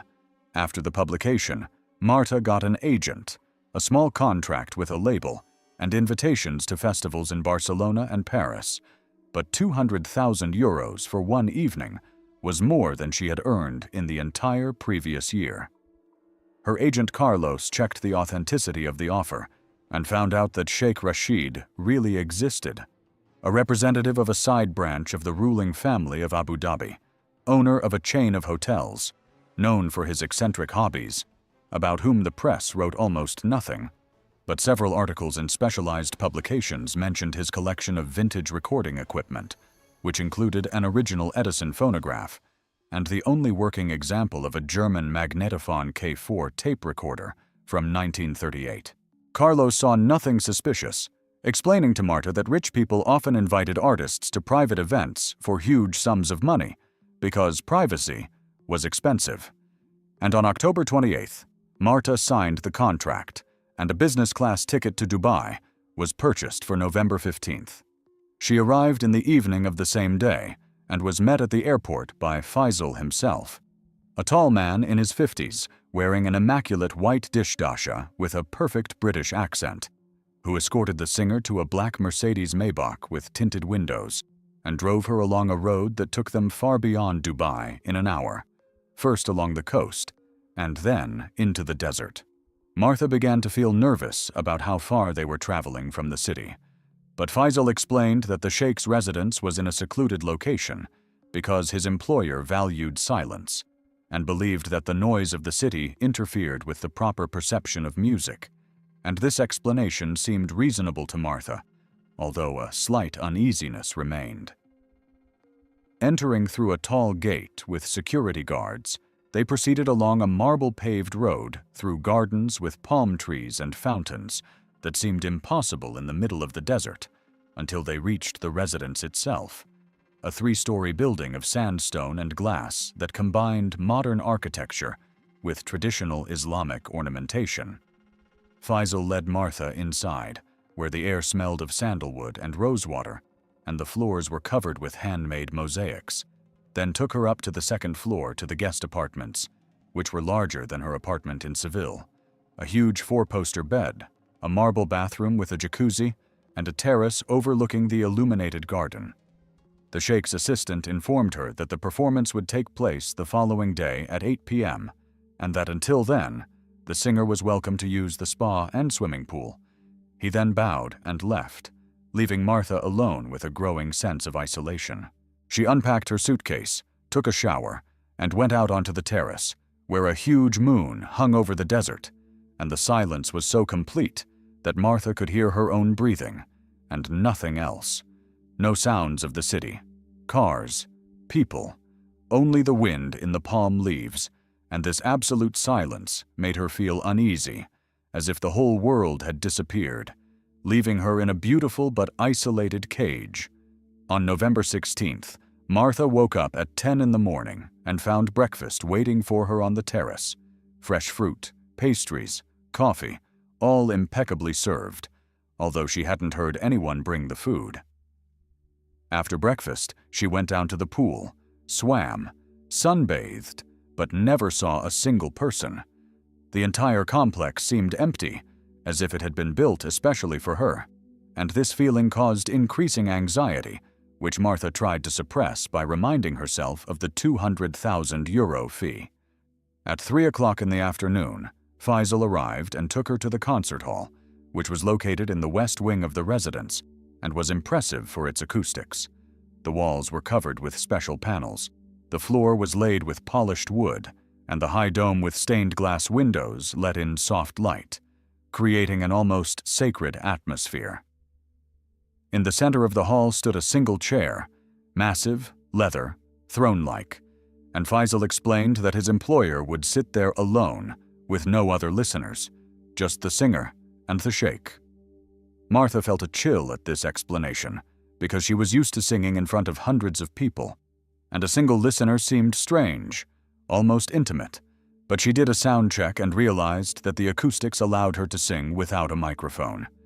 Her voice filled the hall, bounced off the walls, and returned amplified and purified. It was like singing in a cathedral, only better, and Martha decided that this performance would be special. At exactly 8 o'clock in the evening, Sheikh Rashid entered the hall, and Martha immediately felt a strange energy emanating from him. He was about 60 years old, with a neatly trimmed gray beard and black eyes that showed not just attention, but the intense concentration of a predator studying its prey before the pounce. He was dressed in traditional white clothing and moved slowly, with dignity. He nodded to Martha, sat down in a chair, closed his eyes, and said one word in English: "Begin." There was such authority in his voice that Martha had no desire to delay. She sang the program she had been preparing for a whole month: classic flamenco, modern arrangements, 2 original songs in Spanish, singing about love and loss, passion and pain, her voice soaring to the dome, trembling, breaking, regaining strength. Martha put her whole soul into this performance because she felt that this man understood music differently than ordinary listeners. He didn't just listen. He absorbed every note, every vibration, and it mesmerized her so much that she sang better than ever before in her life, forgetting about the strangeness of the situation, about her anxiety, about being in an isolated residence in the middle of the desert with an unfamiliar millionaire. When she finished the last song, there was such a deep silence in the hall that Martha could hear her own heartbeat, and only after a few seconds did the sheikh open his eyes, a strange smile on his face, enthusiastic and sad at the same time, as if he had received something precious, but already knew that he would not be able to keep it in its original form. He slowly rose from his chair, came closer, and Martha felt her whole body tense with an intuitive sense of danger, but she smiled, expecting compliments and gratitude for her performance. The sheikh said quietly that her voice was perfect, that such voices were born once in a generation, perhaps once in a century, and that he had heard many great singers in his lifetime, but no one sounded like her. Then he added, looking her straight in the eye with an expression of absolute conviction, that he wanted that voice to stay with him forever, and there was nothing metaphorical in his tone. He meant it literally, like a man accustomed to getting everything he wanted. Martha smiled uncertainly, not understanding what he was getting at, and replied something about recording the concert so she could always listen to it again, but the sheikh shook his head, with the expression of a patient teacher looking at an uncomprehending student. He explained slowly, enunciating each word, that recordings are dead.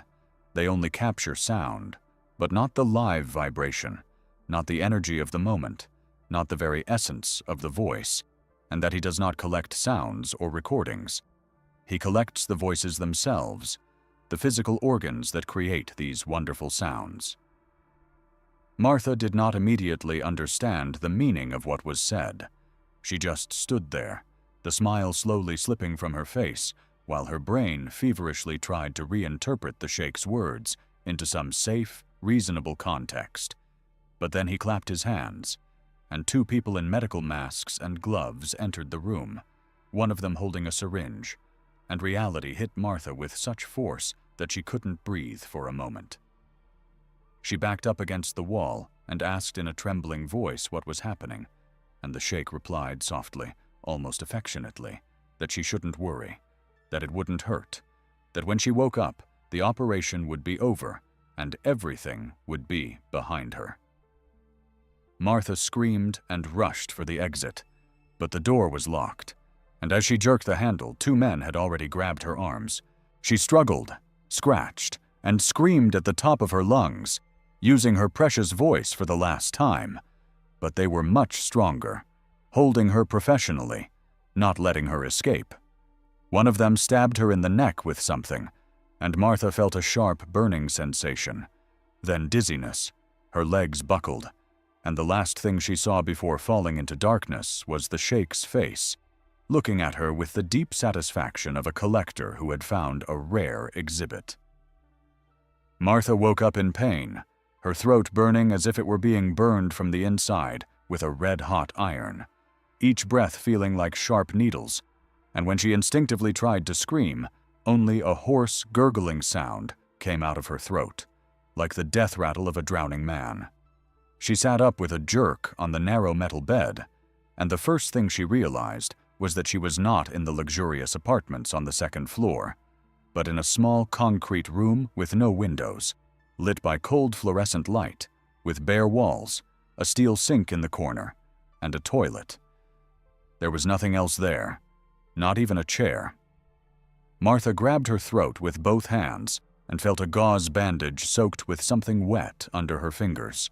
She tore off the bandage with trembling hands and felt a cut under her fingers, a neat surgical suture running horizontally across the front of her neck, held together with stitches, and in the center of the cut was a small plastic tube about the diameter of a pencil. She tried to breathe through her nose and mouth, but the air did not flow in the usual way. Instead, she felt it whistling through the tube in her neck, and the realization that she was not breathing as she had all her life caused such a strong panic attack that Martha stopped breathing altogether for a few seconds, frozen with her mouth open, trying to understand what had been done to her. She tried to scream again, tensing all the muscles in her throat, trying to squeeze out some kind of sound, but instead of a scream, there was only a quiet hiss of air coming out through the tube. No voice, no vocal cords trembling and creating sound, nothing. Martha crawled on all fours to the sink, pulled herself up, looked into the tiny metal mirror above it, and saw her face, deathly pale, her eyes wide with horror, blood caked in the corners of her mouth, and her neck with this monstrous tube sticking out of a fresh incision.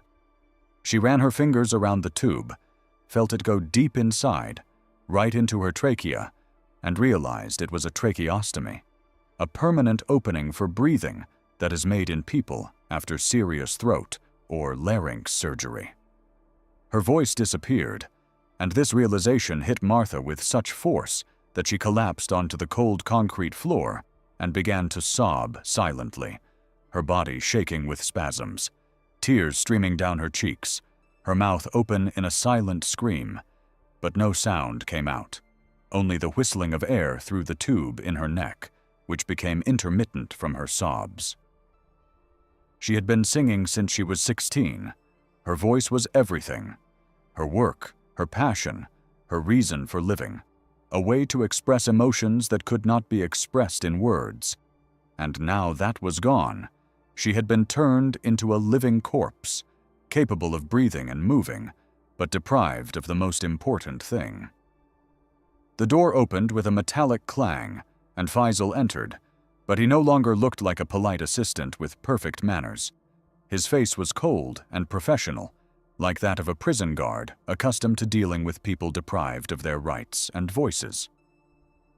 He looked at Martha, lying on the floor in a pool of tears, without any sympathy, rather with slight irritation that she had woken up earlier than expected and was making unnecessary noise with her silent sobs. He handed her a glass of water and 2 white pills, saying that the doctor had warned of possible discomfort after the operation, and that these pills would help. Martha hit the glass from below. It flew out of Faisal's hands and shattered on the floor. Shards and water scattered across the concrete, and she tried to yell at him, demand an explanation, but only indistinct guttural sounds came out of her throat, something between a wheeze and a moan, and Faisal didn't even flinch, just looked at her with the expression of someone watching a predictable tantrum. He explained in a calm, businesslike tone that her vocal cords had been removed during a procedure performed by a qualified surgeon with extensive experience in such operations, that part of her larynx had also been removed, and that a permanent tracheostomy tube had been inserted, allowing her to breathe without using her normal airways. Faisal added that Martha could swallow food and water, breathe, move, and live a relatively normal life, but she would never be able to speak or sing again because the physical organs responsible for producing sound had been irreversibly removed from her body. Martha slowly got up from the floor, holding onto the sink, her legs trembling, her head pounding. But through the shock and horror, rage began to break through. Pure, primal rage at this man, at the sheikh, at everyone who had participated in this monstrous crime. She took a step toward Faisal, her hands clenched into fists.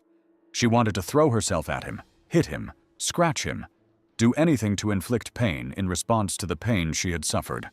But Faisal raised his hand in a warning gesture and said coldly that if she tried to be aggressive, they would simply tie her up and feed her through a tube. Then he continued, as if reading a boring report, that his employer had preserved her voice with the utmost care. The concert had been recorded on the highest quality analog tape, using equipment worth hundreds of thousands of dollars. The recording was perfect, without the slightest distortion, and the sheikh had already listened to it 3 times. In addition, Faisal explained, Martha's vocal cords themselves had been removed during surgery and placed in a special formaldehyde-based preservative solution. They are stored in a glass vial in the sheikh's personal collection, along with other specimens, each labeled with the owner's name, date of birth, date of acquisition, and a brief description of the uniqueness of the voice. Other specimens. These words sounded so mundane, as if Faisal were talking about stamps or coins, and Martha looked up at him with a mixture of horror and disbelief. Was she not the first? Had this happened before, to other people? Faisal nodded, as if he had read her thoughts, and said that yes, she was not the first, and would not be the last. His employer had been collecting unique voices for 12 years since 1911, when he first heard the soprano of an Italian opera singer and realized that he wanted to own not just a recording, but the very source of this perfection. There are now 23 exhibits in the collection, Faisal explained, each carefully selected. Singers, a boy soprano from the Vienna Boys Choir, a jazz vocalist from New Orleans, a Tibetan monk with a unique throat-singing technique, and Martha became the 24th. He recounted this calmly, without emotion, as if describing the process of collecting rare butterflies, and Martha listened, unable to look away, her brain refusing to believe the reality of what was happening. But the pain in her throat and the whistling of air through the tube were all too real. Faisal explained that all the previous victims were kept here, in the underground part of the residence, each in their own room, where they were fed, cared for, and monitored for their health. But they would never see the outside world again, never be able to tell anyone what had happened to them, because they had no voice, and written messages were easy to control. He added that several people had tried to escape in the first months after the operation, but all had been caught by security guards on the grounds of the residence, after which they had been placed in solitary confinement without the right to communicate with other prisoners, and in the end, they had resigned themselves to their fate.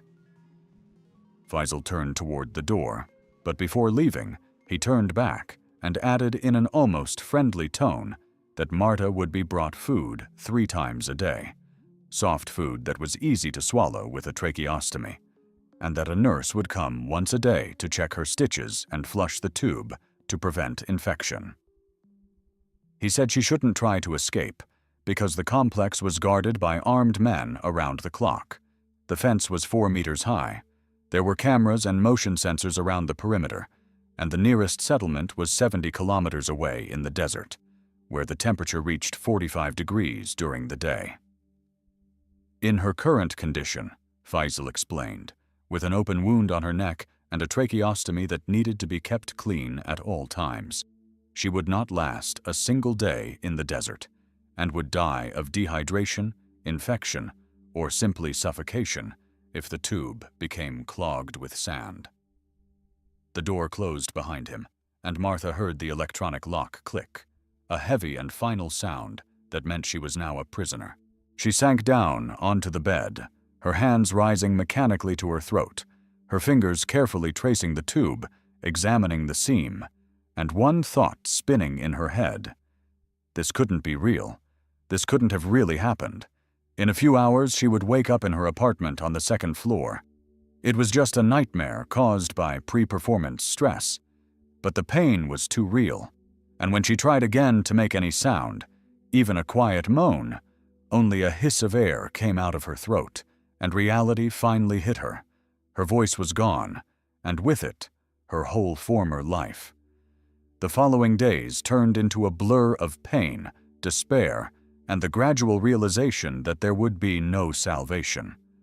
Martha was kept in the same concrete room, and twice a day they brought her food. Liquid soups, mashed potatoes, yogurt, anything she could swallow without effort, without straining her damaged throat, and she ate mechanically, without appetite, simply because her instinct for survival was stronger than her desire to die. Once a day, a nurse in a mask came in, a silent middle-aged woman who checked the stitches, washed the tracheostomy with saline solution, changed the bandage, and left without saying a word, without meeting Martha's gaze, as if she were not a person, but an inanimate object requiring technical maintenance. Martha tried to communicate with gestures, scratched words on the wall with her fingernails, laid out letters with breadcrumbs begging for help. But the nurse ignored all these attempts, cleaned up the crumbs, washed away the scratches with a damp cloth, and continued her work with the indifference of a robot. Once, Martha grabbed the nurse's hand when she bent down to check the stitches, trying to get her attention, to make her look her in the eye, to acknowledge her human existence. But the woman just jerked her hand away, stepped back toward the door, and said in broken English that if Martha touched the staff again, she would be fed through a tube while restrained, and the nurse never came again. Instead, a man began to come, who worked even more silently and distantly. On November 23rd, 8 days after the operation, when the wound had begun to heal and the pain had become less acute, turning into a constant dull throbbing, the door opened and Faisal entered with an unusual proposal. He said that his employer wanted to show Martha the collection so that she could understand the scale of the project she had become a part of, see her place among other selected voices, and realize that her sacrifice made sense in the context of this great collection of unique sounds.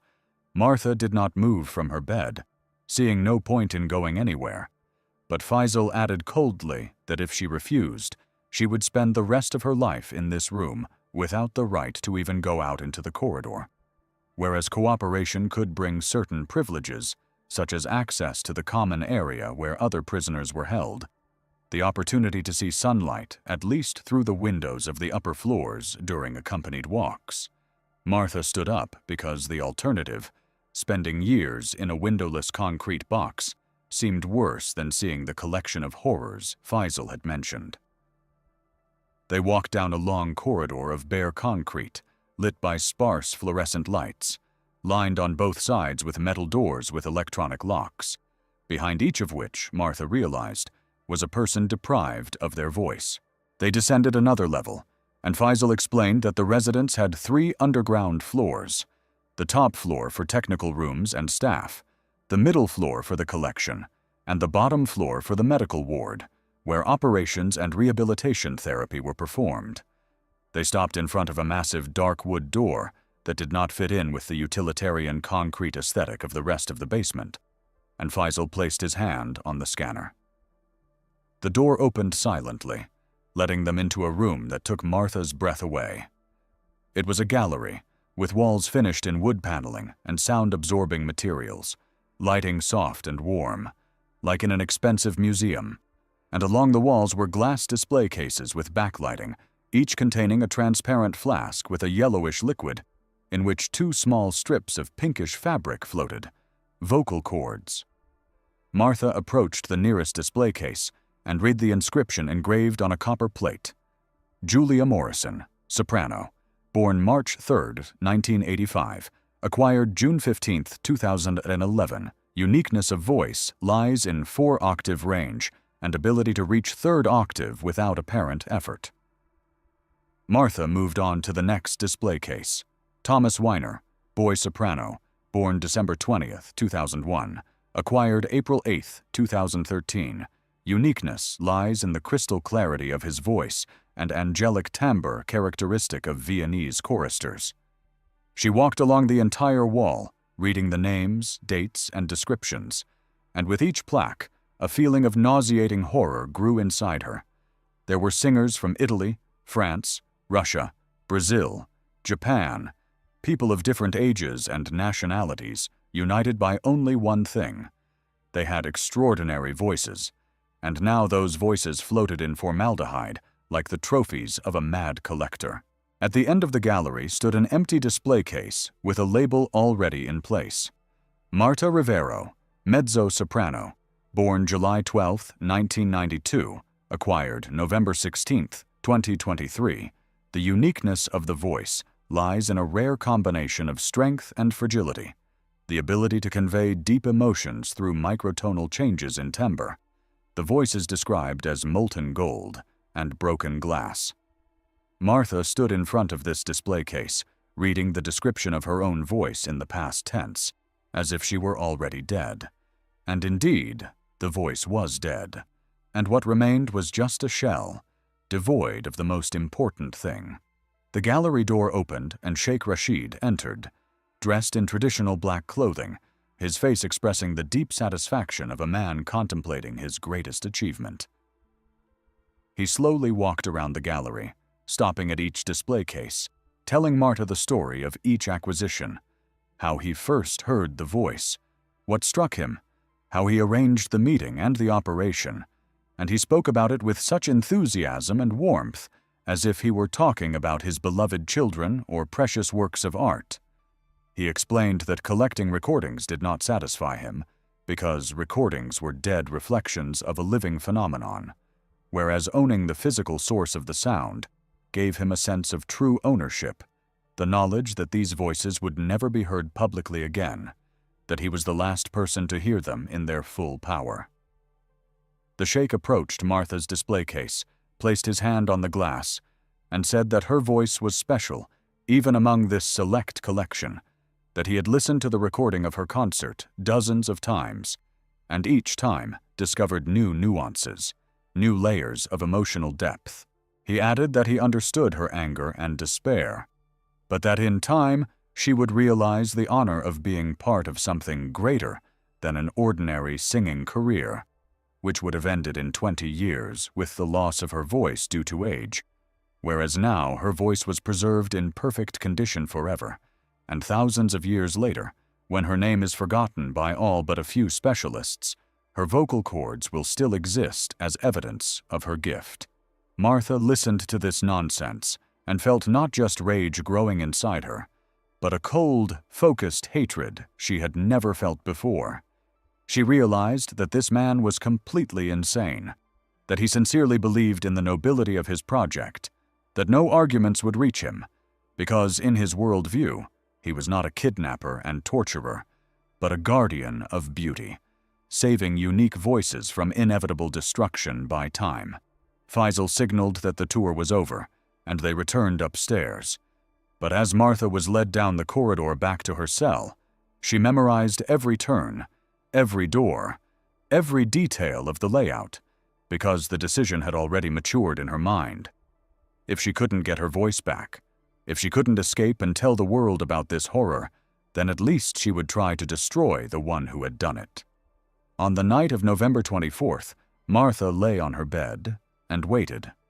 Faisal had mentioned during the tour that the Sheikh often came down to the gallery late at night to listen to his collection in silence and solitude, and Martha decided that this was her only chance. Around midnight, she heard footsteps in the hallway, heavy and slow, recognizable as the Sheikh's gate. Then the footsteps stopped. He had entered the gallery, As expected, Martha got up, went to the door, and began to bang on it with her hands, scratching the metal, making as much noise as she could without using her voice. And after a few minutes, the door opened, and a security guard stood in the doorway, a young man in uniform, with an irritated expression on his face. Martha fell to the floor, grabbed her throat, pretended to be choking, and rolled around on the floor in convulsions. The guard was confused, not understanding what was happening, and bent down to check on her.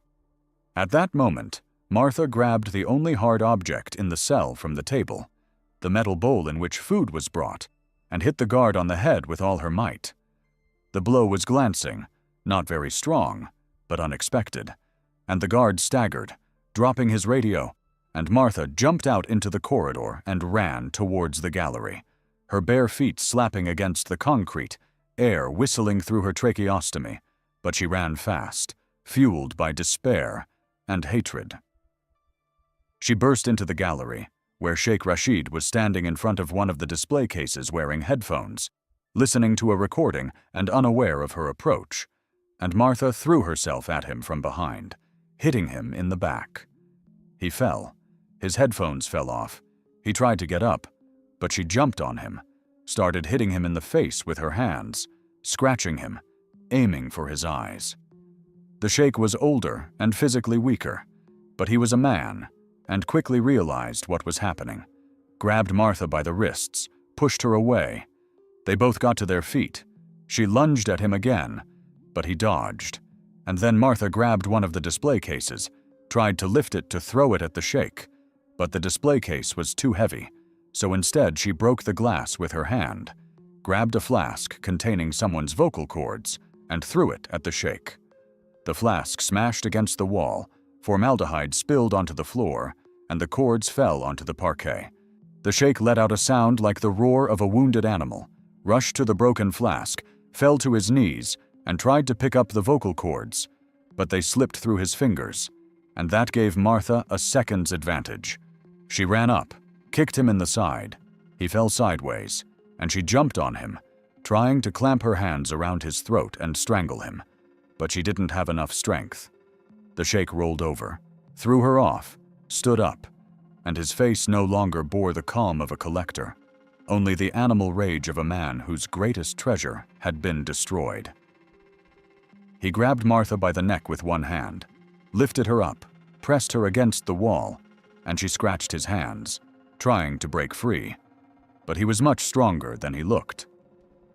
He looked her in the eyes, and Martha saw that he was going to kill her, not as punishment or in self-defense, but as the destruction of a damaged exhibit that had lost its value. And in the next second he turned her around, grabbed her by the head, and jerked her sharply to the side. Martha heard a crack, felt a sharp pain piercing her entire body from neck to toe. Then numbness. Her legs gave way, and she fell to the floor, unable to move her arms or legs.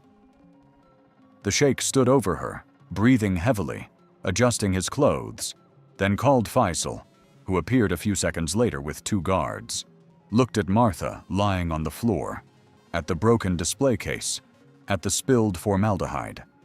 Faisal asked what to do, and the sheikh replied coldly that it should be reported as an accident.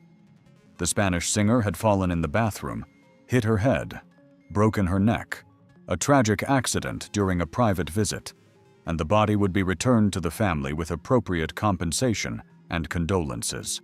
Martha lay on the floor, unable to move, but she could breathe, she could hear, she could see them discussing her death, and she understood that she was dying slowly, the paralysis rising higher, her breathing becoming shallow, the air struggling to pass through the tracheostomy, and in a few minutes, she would suffocate.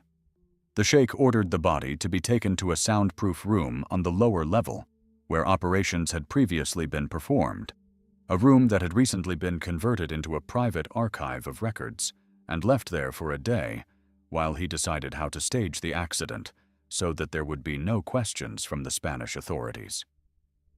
The guards lifted Martha. She was still alive, her eyes moving, watching what was happening, and Faisal noticed this and told the sheikh that she was still breathing, but the sheikh replied indifferently that it would not be for long. A fracture of the cervical vertebrae at this level meant gradual paralysis of the respiratory muscles.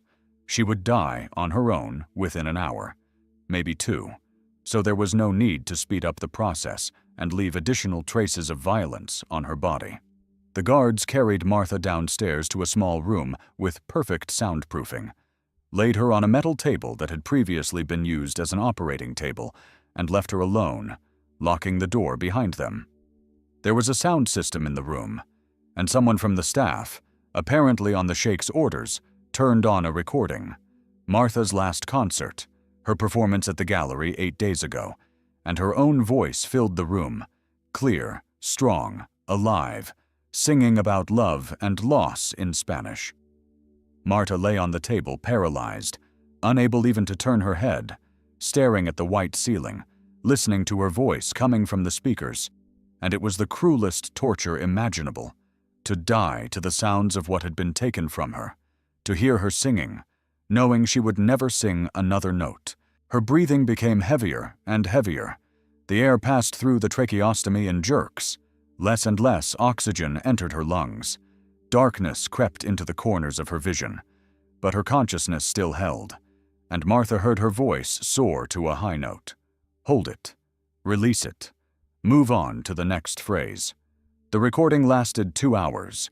It was put on repeat, and when Martha died, about an hour after being placed on the table, suffocating from respiratory muscle paralysis, her voice still echoed in the room, singing and singing in complete darkness, in a soundproof dungeon where no one could hear it, except the dead singer on the operating table. On November 27th, Marta Rivero's body was delivered to the Spanish authorities with an official apology from representatives of the Al Nahyan family, an explanation of a tragic accident in the bathroom, and compensation to the family in the amount of 500,000 euros. An autopsy performed in Seville confirmed death from a broken neck, but also found evidence of recent surgery on the larynx, removal of the vocal cords, and a tracheotomy, which raised questions for the pathologist. Marta's family demanded an investigation, claiming that their daughter was healthy when she flew to Dubai and should not have had any throat surgery, but the United Arab Emirates authorities refused to cooperate with the investigation, citing the diplomatic immunity of members of the ruling families and the lack of evidence of a crime. The case was closed after 3 months as an accident, and the Spanish media wrote several articles about the mysterious death of the talented singer in Dubai. But the story quickly disappeared from the news, replaced by more recent scandals.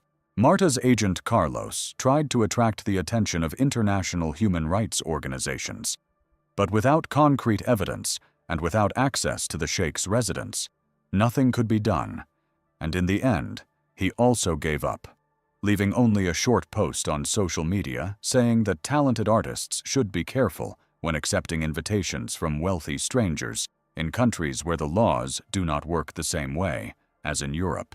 Sheikh Rashid continued to build his collection, with the 25th exhibit being a tenor from South Africa, acquired in May 2024, and the 26th being a contralto from Germany in August of the same year, and none of them were ever found alive or dead again.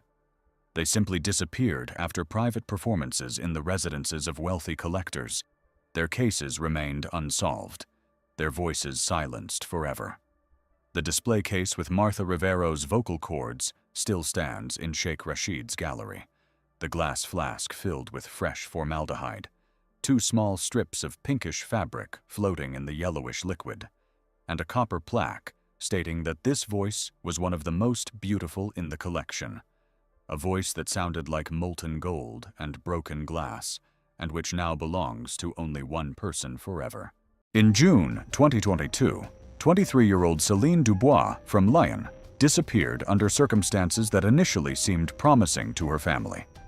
The last message her mother Isabel received read, "Mom, I'm safe. The foundation helped me leave. I'll tell you everything soon. I love you." This message came via Messenger at 3 p.m. on June 23rd, and it was the last word from Céline. Her phone was turned off 10 minutes after the message was sent, and never connected to the network again. Isabel tried to call her, sent dozens of messages, and contacted her daughter's friends, but no one knew anything.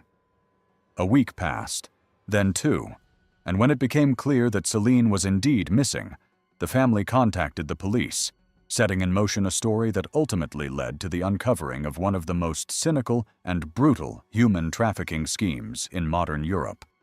Celine was an ordinary middle-class girl who grew up in a loving family in a quiet neighborhood of Lyon. After graduating from high school, she enrolled in university to study international relations, dreaming of a career in diplomacy or international organizations. She was interested in the cultures of different countries and traveled extensively. Her friends described her as an intelligent, sociable, and somewhat naive girl who always saw the best in people and believed in goodness. She was active on social media, where she shared photos from her travels, her thoughts on world events, and her plans for the future. She had about 3,000 followers, mostly friends, acquaintances, and people who shared her interest in travel and culture.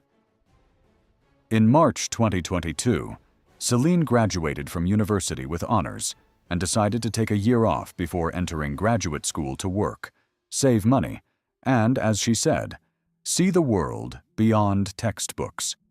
She got a job as a waitress at a popular restaurant in the center of Lyon, working evenings and weekends, and during the day she did translation work for a small agency. The pay was modest, but Celine was enthusiastic and had plans. She wanted to save enough money by the summer to travel to Southeast Asia for 3 months, visit Thailand, Vietnam, and Cambodia, and then return and start her master's program in Paris. In April 2022, Celine met Antoine Bernard, a 38-year-old entrepreneur who was a regular at the restaurant where she worked. Antoine was always impeccably dressed, arrived in an expensive car, left generous tips, and behaved like a well-mannered, successful man who knew his worth. He started talking to Celine, asked about her plans, told her about his business trips around the world, and gradually they became acquainted. Antoine introduced himself as the owner of a luxury goods import company and said that he often traveled to the Middle East, Asia, and Europe to purchase goods for wealthy clients. He was charming, attentive, and, importantly for Celine, seemed genuinely interested in her life and dreams, rather than just trying to impress her with his wealth. By May, they had started dating. Antoine took Celine to expensive restaurants, drove her to Provence for weekends, and gave her gifts that were not too expensive so as not to embarrass her, but thoughtful enough to show his interest in her interests. Books about countries she wanted to visit, ethnic-style jewelry, tickets to contemporary art exhibitions. Celine was happy. Her friends were a little jealous, saying that she was lucky to have met such an interesting and successful man. True, some noted that the age difference was significant, and that it was strange that a man like Antoine was still unmarried and did not have a serious relationship. But Celine dismissed these doubts, explaining that he was simply very busy with business and had not yet met the right person. At the end of May, Antoine asked Celine to accompany him on a business trip to Dubai. He said that there would be meetings with suppliers, but they would also have free time to see the city, sunbathe on the beach, and stay in a luxury hotel for a few days. Celine was hesitant. She had never been to the Middle East, and although the idea seemed tempting, something inside her made her doubt. She talked to her mother, and Isabel, although happy that her daughter had met someone who treated her well, expressed caution, asking Celine to be careful and not to rush into such serious steps. In the end, Celine decided to agree, but on the condition that the trip would be short, only 4 days from June 20th to 24, and that she would stay in constant contact with her family. On June 20th, 2022, Celine and Antoine flew to Dubai on an Emirates flight from Lyon-Saint-Exupéry Airport. Celine was in high spirits, taking photos at the airport, messaging her friends, and sharing her impressions of the business-class cabin, where Antoine had bought tickets. They arrived in Dubai late in the evening local time and were met by a driver with a sign who took them to the luxurious Burj Al Arab, the famous seven-star hotel in the shape of a sail, standing on an artificial island. Celine was amazed by the luxury of the room, the view of the Persian Gulf, and the service that anticipated every desire of the guests. She called her mother on video chat, showed her the room, said that everything was wonderful, that Antoine was taking care of her, and that she was happy. The first 2 days were like a fairy tale. Antoine did go to business meetings, but they were short, and they spent most of their time together, walking around shopping malls, going up to the Burj Khalifa observation deck, sailing along the coast on a yacht, dining in restaurants with views of fountains and skyscrapers. Celine kept in touch with her family, sending photos, and everything seemed perfect. But on the evening of June 22nd, something changed. Antoine told Celine that he had an important meeting at a party on the yacht of one of his main clients, a wealthy sheikh, and that it would be good if she went with him. Her presence would help make an impression and strengthen business relations. Celine didn't really want to go to a party with strangers, but she agreed to support Antoine. The party was held on a huge yacht moored in a private marina. When they arrived, there were already many guests there, men in expensive suits and traditional Arab clothing, women in evening gowns, most of whom were clearly professional models or escorts. Music was playing, champagne and cocktails were flowing, and the atmosphere was relaxed and even a little loose. Celine felt out of place, especially when she noticed that many of the men were openly staring at her, and Antoine, instead of staying close to her, was engrossed in conversation with a group of Arabs in business suits and paid little attention to her. After an hour at the party, Celine already wanted to leave. One of the guests, an elderly man with a heavy accent who introduced himself as a friend of the sheikh's family, persistently tried to talk to her, offered her drinks, put his hand on her waist, and when she politely refused and walked away, he followed her.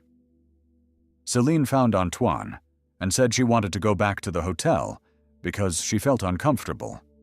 Antoine was clearly annoyed, saying that they couldn't leave so early, that it would be rude, and asked her to be patient a little longer. Celine agreed, but with every passing minute, she felt a growing sense of unease. She went out on deck to get some fresh air, took out her phone, and texted her friend in Lyon. "I want to get out of here. Something's wrong. These people are strange." At that moment, a woman approached her and introduced herself as Layla, an employee of the international charity Sanctuary, Ubezishche, or Spaseni, as it was called in Russian. Layla was an elegant woman in her 40s, impeccably dressed, speaking with a slight accent, possibly Lebanese or Egyptian. She said she noticed that Celine looked confused and uncomfortable, and asked if everything was okay. Celine, grateful for the concern, admitted that she wanted to leave, but her companion insisted that she stay. Layla nodded understandingly and said, "You know, I often see girls in your situation at events like this. Many come here with men who promise them paradise, but then reality turns out to be completely different. If you need help or just advice, here's my business card. Our foundation helps women who find themselves in difficult situations here in the Middle East." Celine took the card, which read, "Sanctuary Foundation, helping women find freedom," with a UAE phone number and email address. She thanked Layla, put the card in her purse, and returned to the hall, where Antoine was already looking for her, clearly unhappy that she had left. They stayed at the party for about 2 more hours, during which time Celine caught the glances of several men who were discussing something while looking in her direction, and once saw Antoine talking seriously with an elderly Arab man in a white dish dasha, both of them looking at her. When they finally left, it was already past midnight, and on the way back to the hotel, Antoine was silent and tense, completely unlike the charming and caring man she had known for the past 2 months. Back in her room, Celine took a shower and went to bed, but she couldn't sleep.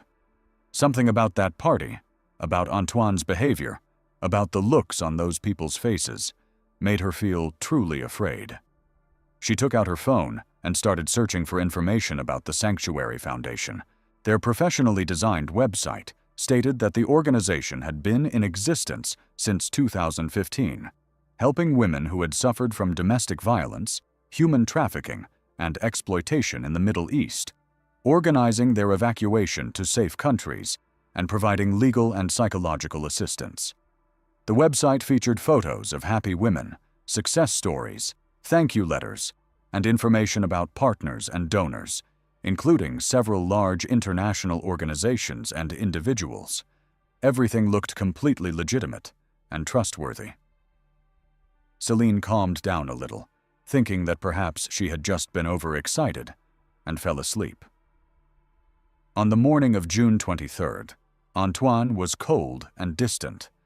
At breakfast, he told Celine that he had meetings all day, and that she could spend her time at the hotel spa or on the beach, and that they would have dinner together in the evening. Celine agreed, glad to have some time alone to collect her thoughts.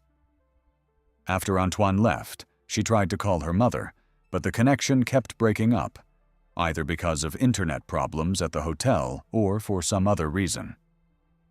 She went to the beach, but couldn't relax, her thoughts constantly returning to the party the night before. By lunchtime, she had decided that she wanted to leave Dubai earlier than planned, that she no longer felt safe with Antoine, and that she needed to find a way to return home on her own. Celine returned to her room around 2 in the afternoon and found Antoine already there, along with the 2 men she had seen yesterday on the yacht. The atmosphere was tense, and when she entered, all 3 turned to her, and there was something in their eyes that made her blood run cold. Antoine said with a fake smile, "Celine, meet my partners. They need to ask you a few questions." One of the men, a large middle-aged Arab, approached her and took her by the arm, his grip tight and painful. Celine tried to break free and screamed, but the second man quickly covered her mouth with his hand, and they dragged her back into the room, closing the door behind them. Celine never told the whole story of what happened next, even after she was rescued, but from her statement to the police, it became known that she was held in the room for several hours, told to calm down and listen, and threatened that if she did not cooperate, she would never see her family again. Antoine, dropping his charming businessman persona, explained the real situation to her. He worked for a network that supplied women to wealthy clients in the Middle East, and Celine had been chosen by one such client who had seen her photos on social media and was willing to pay a significant amount of money. She was to be handed over to this man tonight, and if she resisted, she would simply be drugged and taken away unconscious. Antoine said this calmly, without emotion, as if he were discussing a routine business deal, and it was this coldness, this complete lack of humanity in his words, that shocked Celine more than the threats themselves. At one point, when the men were distracted discussing the details of the transfer, Celine managed to discreetly take her phone out of her purse, which was lying on the chair. She only had a few seconds, and she couldn't call without attracting attention. She remembered the Sanctuary Foundation's business card and quickly found their contact information on the internet. With trembling fingers, she sent a message to the Foundation's email address. "Help. I am being held at the Burj Al Arab Hotel, room 2314. They want to sell me. French citizen, Celine Dubois. Please help." She managed to press send and hide the phone back in her bag a second before one of the men turned to her. The next 2 hours were a nightmare. The men forced her to take a shower, change into a dress they had brought, and put makeup on her by force, while one of them held her hand the whole time to prevent her from escaping. Antoine checked her purse, took her passport, money and credit cards, but did not find the phone, which Celine had managed to hide under the mattress of the bed. Around 6 in the evening, they were about to take her out of the hotel when there was a knock at the door. The men exchanged glances, and Antoine went to the door and opened it on the chain. Standing outside was Layla from the Sanctuary Foundation, accompanied by a man in a private security guard's uniform. Layla said calmly, "We have received a message from Mademoiselle Dubois that she needs help. I represent an international women's rights organization accredited by the UAE government, and I have the authority to evacuate citizens who are in danger. If you don't open the door, I will have to call the police." The men clearly did not expect this turn of events. They conferred among themselves in Arabic, and Antoine, before opening the door, quickly whispered to Celine, "If you say anything, your family will suffer. We know where they live." Then he opened the door completely, feigned surprise, and said, "What a misunderstanding. Mademoiselle Dubois is my fiancée. We are here on vacation. She may be nervous about the upcoming wedding." Layla entered the room, approached Celine, and quietly asked in French, "Did you send the message?" Celine, trembling all over, nodded. Layla turned to the men and said, "Mademoiselle Dubois asked for help, and we are obliged to provide it. If this is indeed a misunderstanding, then you won't mind if she talks to me alone?" Antoine wanted to object, but the security guard who was with Layla, an imposing man, took a step forward, and Antoine gave in. Layla led Celine into the hallway, and they went into the next room, which, as it turned out, had been reserved by the Foundation. When the door closed, Celine burst into tears and told Layla everything: how Antoine had brought her to Dubai under the pretext of a business trip, how his behavior had changed at the yacht party, how today he and 2 other men had held her in the room and said they were going to sell her to a wealthy client. Layla listened attentively, recording on a dictaphone with Celine's consent, and when she finished, she hugged her and said, "You're safe now. We deal with cases like this. You need to leave Dubai as soon as possible, and we will help you do that. But it has to be done properly and safely, otherwise these people will find you." She explained that they couldn't just take Celine to the police, because some of these networks had connections in law enforcement, and that the best way was to arrange a quiet evacuation through the Foundation's private channels. Celine agreed to everything Layla suggested. She had no choice. She was in a foreign country, without documents, without money, in a state of shock and panic. Layla said they needed to act quickly, that tonight they would move her to a safe haven outside Dubai, and tomorrow they would arrange for her to fly to Europe with new documents, which the Foundation would obtain through its connections. Celine asked if she could call her mother, but Layla gently but firmly dissuaded her, explaining that any calls could be traced and that it was better to wait until she was safe. "We'll send a message to your family on your behalf to let them know you're okay, but let's get you out of here alive first, okay?" Celine, exhausted and frightened, agreed. At around 7 p.m. on June 23rd, Layla and the security guard took Celine out of the hotel through a service exit to avoid encountering Antoine and his accomplices. A black Range Rover SUV with tinted windows was waiting for them. Another man, who did not introduce himself, was sitting behind the wheel. Celine sat in the back seat with Layla, and the car drove out of the city toward the desert. On the way, Layla continued to reassure Celine, gave her water, and offered her a headache pill, which Celine took without suspicion. After 20 minutes of driving, Celine began to feel strangely sleepy. Her eyelids grew heavy, and she could barely keep her eyes open. The last thing she remembered before losing consciousness was Layla's face, which suddenly became cold and indifferent, and her words, "Sleep, dear. When you wake up, everything will be different." It was at that moment, at 3 o'clock in the afternoon, Paris time, that Celine's mother, Isabelle, received that very message. "Mom, I'm safe. The Foundation helped me leave. I'll tell you everything soon. I love you." The message came from Celine's phone, but it was actually sent by Layla using the phone that had been taken from Celine. Isabelle was puzzled. Her daughter wrote about some foundation, about how they helped her leave. But from what? She was in Dubai on vacation with Antoine. What could have gone wrong? Isabelle tried to call, but Celine's phone was turned off. She wrote several messages, but there was no reply. She called Antoine, but his number was also unavailable. Her anxiety grew, but Isabel tried to calm herself, thinking that since Celine had written that she was safe, everything was fine, and she would soon get in touch again and explain everything. But the days passed, and there was no news from Celine.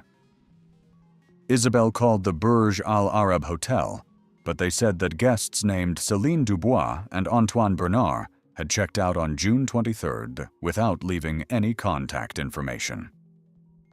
She contacted her daughter's friends, but no one knew anything. On June 28th, exactly 5 days after Celine's disappearance, Isabel filed a missing person report with the Lyon police. An investigation was launched, and detectives quickly determined that Antoine Bernard was not who he claimed to be. His real name was Amin Haddad, a Lebanese citizen with a French residence permit, and he had a criminal history involving fraud and human trafficking. He was already known to Interpol as a suspect in several cases of young women disappearing in Europe, who were later found in the Middle East in forced prostitution rings. Céline Dubois' case was referred to Interpol and a special unit of the French police dealing with human trafficking. Investigators contacted the UAE authorities and requested information about the Sanctuary Foundation, which, according to Celine's last message, she had contacted for help. And this is where things started to get strange. The Sanctuary Foundation was indeed registered in Dubai as a non-profit organization, had a professional website, an office in one of the city's business centers, and even several publications in the local media about their charitable activities. But when the police tried to contact the fund's management, it turned out that the office had been empty for several months.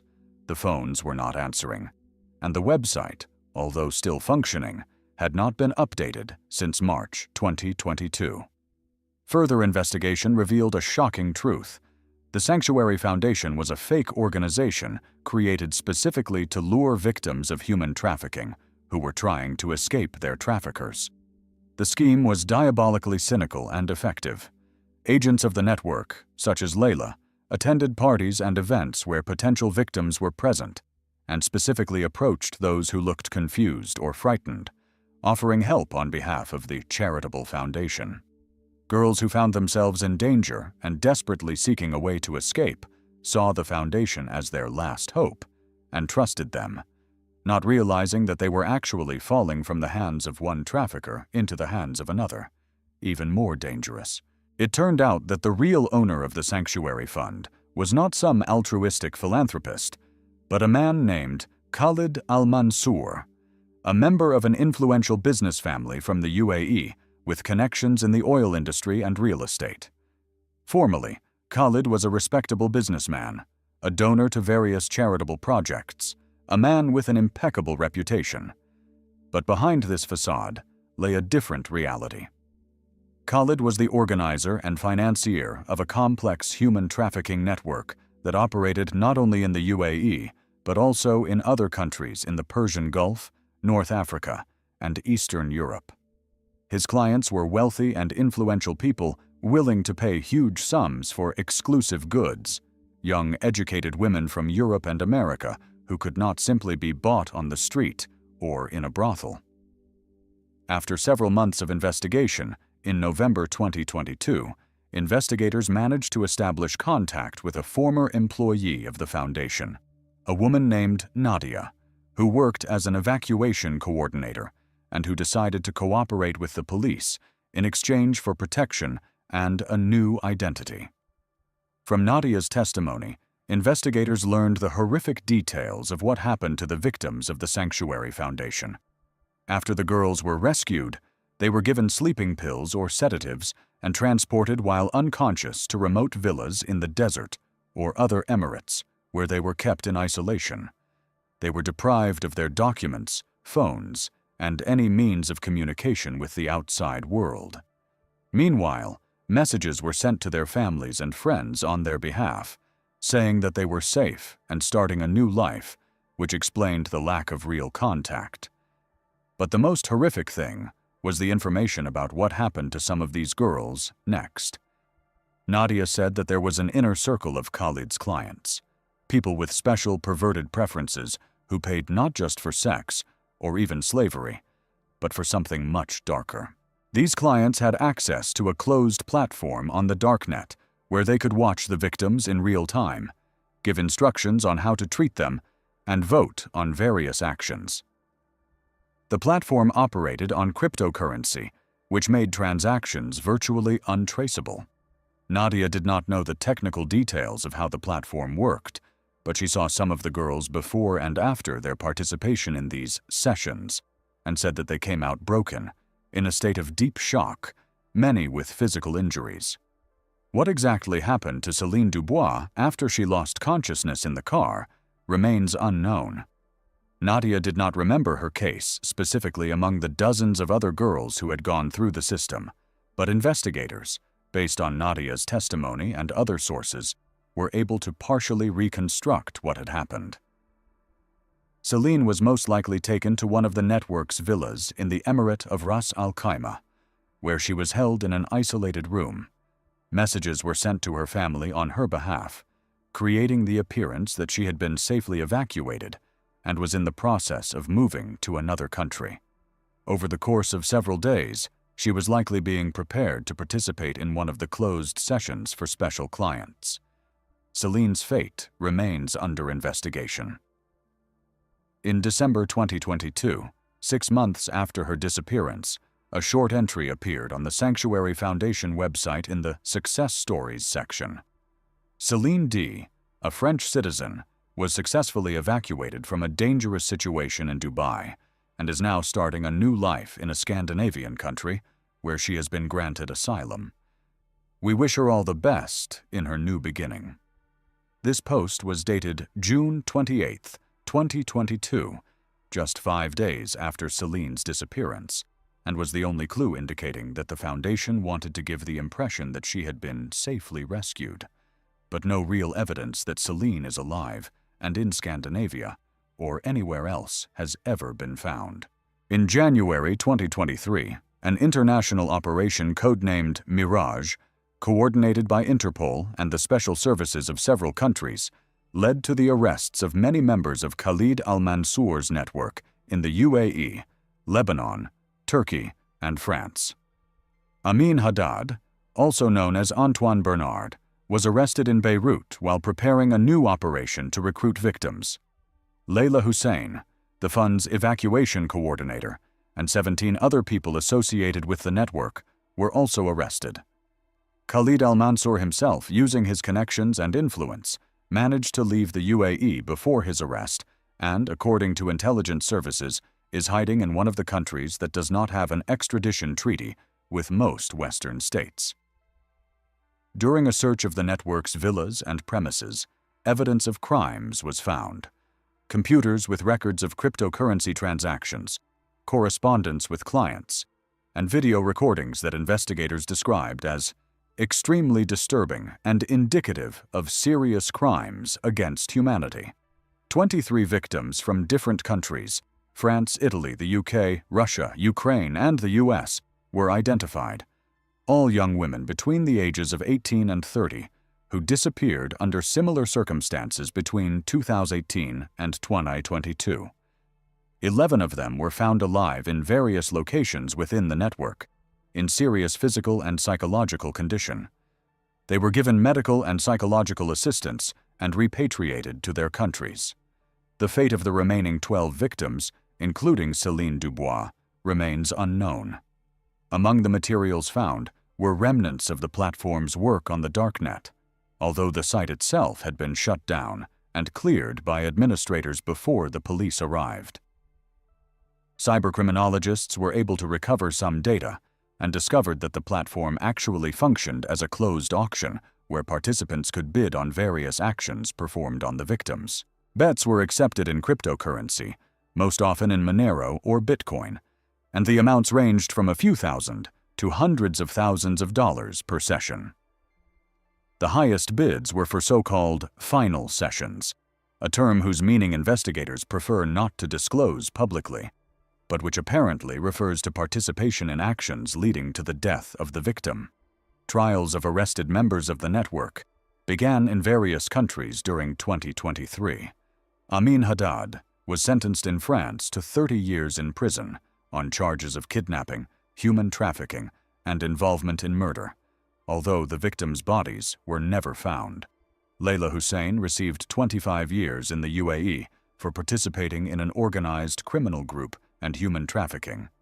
The other accomplices received various sentences ranging from 10 to 20 years. During the trials, surviving victims testified about their horrific experiences, although most of them were unable or unwilling to reveal all the details due to trauma and fear of possible retaliation from members of the network or their clients who were still at large. Celine's mother, Isabelle Dubois, attended all the court hearings in France. She gave interviews to several media outlets, calling on governments to strengthen controls over so-called charitable organizations operating in high-risk areas for human trafficking and to establish international mechanisms to verify the legitimacy of such funds.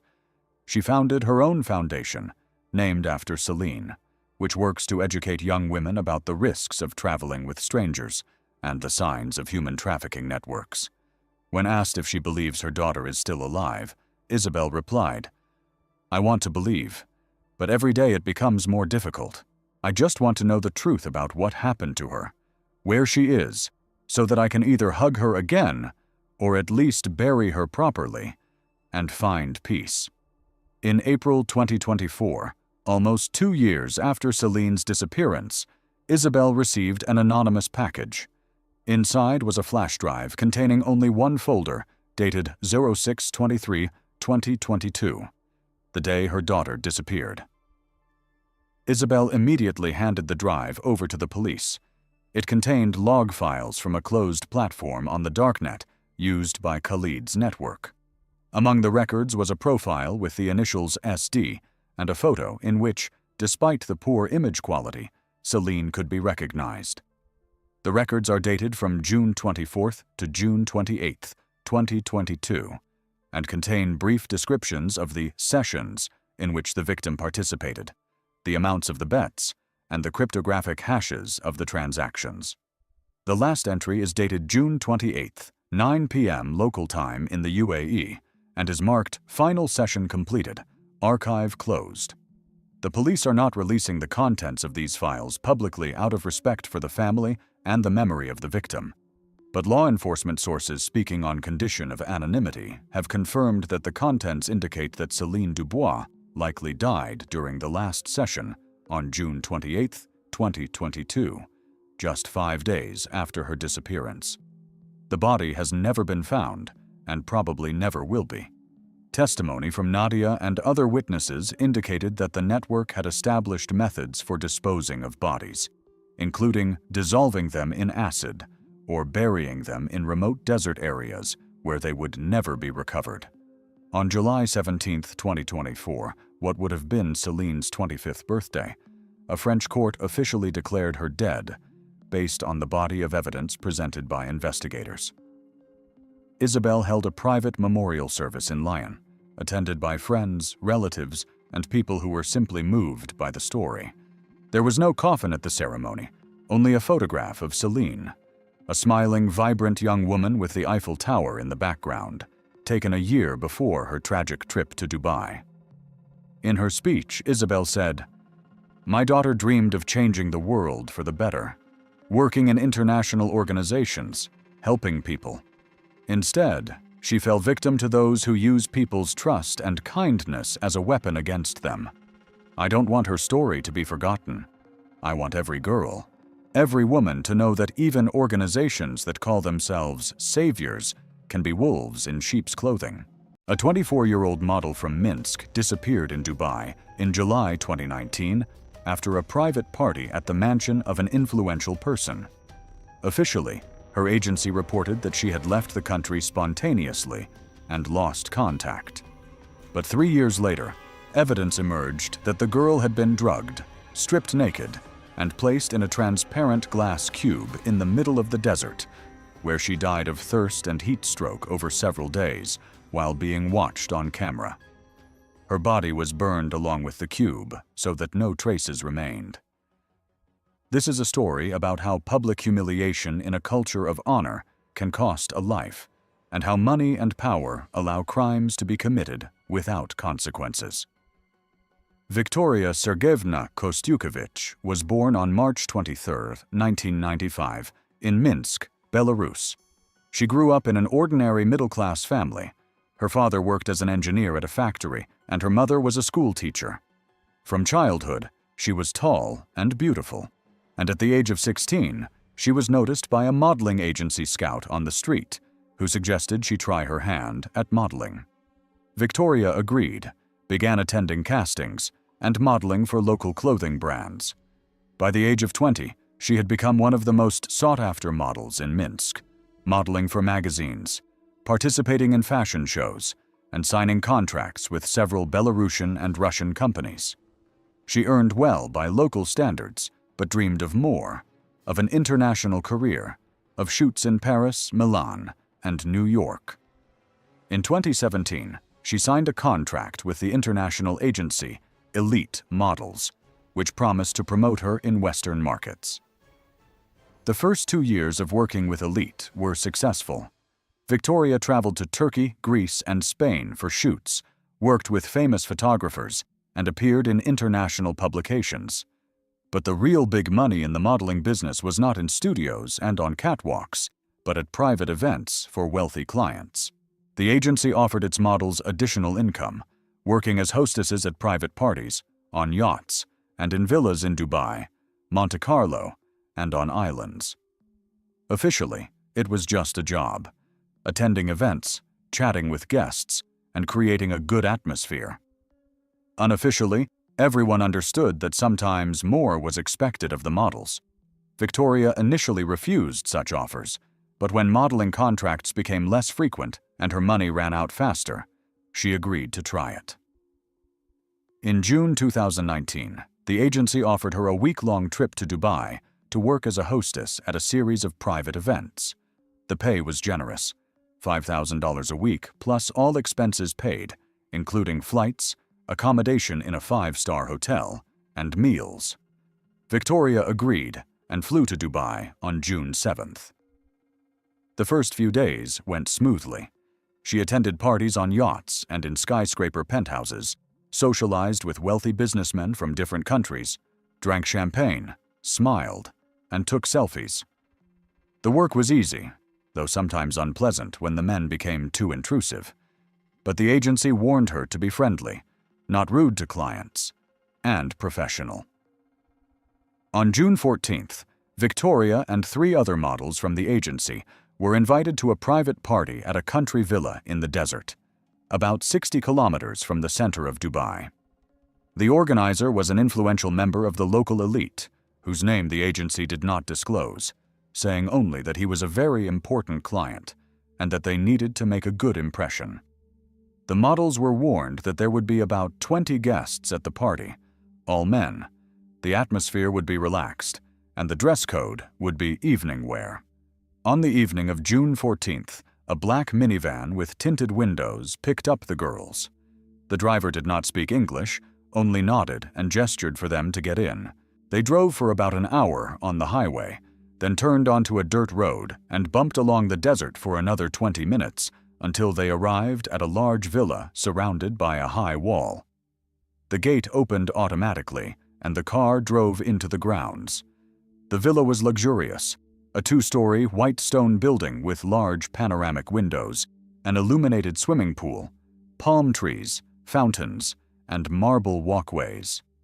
Inside, everything was expensively furnished, with dark wood and leather furniture, Persian rugs, crystal chandeliers, and paintings in gold frames.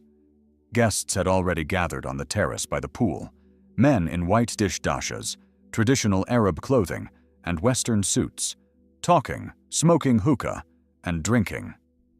The owner of the villa greeted the models personally. A man of about 45, tall, strongly built, with a short beard and dark eyes, dressed in a white dish dasha and a black bisht, a cloak worn by people of high status. He spoke English with an accent, introduced himself simply as Mohammed, invited the girls in, and said that the evening was just beginning. He instructed the servants to show them a room where they could leave their belongings and change if necessary. The party went on as usual. The models socialized with the guests, drank champagne, and danced to the music that was turned on later. The atmosphere was relaxed, but Victoria felt tense. The men looked at the girls openly, as if they were merchandise, discussing their appearance among themselves in Arabic, thinking that they did not understand. One of the models, a girl from Ukraine, spoke a little Arabic and translated what they were saying to Victoria. The comments were rude, sexual, and humiliating. Around midnight, the owner of the villa approached Victoria, sat down next to her on the sofa, and started a conversation. He asked her where she was from, how old she was, whether she liked Dubai, and what her plans for the future were. Victoria answered politely but briefly, trying to keep her distance. Mohammed poured her more champagne and said that she was very beautiful and that he would like to get to know her better. He put his hand on her knee and squeezed it slightly. Victoria removed his hand and said that she was only there for work, for socializing, nothing personal. Mohammed smiled and said that everything could be discussed, that he was willing to pay well for company. He named a price, $10,000 for the night. Victoria refused firmly, saying that she was not a prostitute, that he was mistaken about her. She stood up to leave. Mohammed grabbed her wrist, squeezed it hard, his face becoming stern. He said quietly, so that others couldn't hear, that she didn't understand who she was talking to, that here he decided who was who. Victoria tried to pull her hand away, but he held on tight. She raised her voice and said loudly that he should let her go, that she would not tolerate such treatment. Several guests turned around, and the conversations died down. Mohammed let go of her hand and stood up, his face impassive, but his eyes burning with anger. Victoria, angry and frightened at the same time, couldn't hold back. She said loudly in English, so that everyone could hear, that he was a pervert who bought women because he couldn't get them any other way, that she was not a thing that could be bought with money, that he and his friends were disgusting, and she regretted agreeing to come here. There was complete silence. All the guests looked at Victoria and Mohammed. No one moved or spoke. In Arab culture, public insults, especially those concerning a man's honor, masculinity, and dignity, are one of the most serious sins. Victoria, not fully aware of this, had just dealt Mohammed a blow that could not be left unanswered. Mohammed stood motionless for a few seconds, then nodded slowly, as if he had made a decision. He beckoned to one of the servants and said something briefly in Arabic. The servant nodded and quickly left the room. Mohammed looked at Victoria with a cold gaze and said quietly but clearly in English that she had made a big mistake and would now have to pay for her disrespect. He turned and went inside the villa. Victoria stood there confused, and the other models ran up to her, asking what had happened and advising her to leave immediately. But there was nowhere to go. They were in the desert, 60 kilometers from the city, without a car, and without any contact with the agency. Victoria took out her phone and tried to call, but there was no signal, either deliberately jammed or simply unavailable in this area.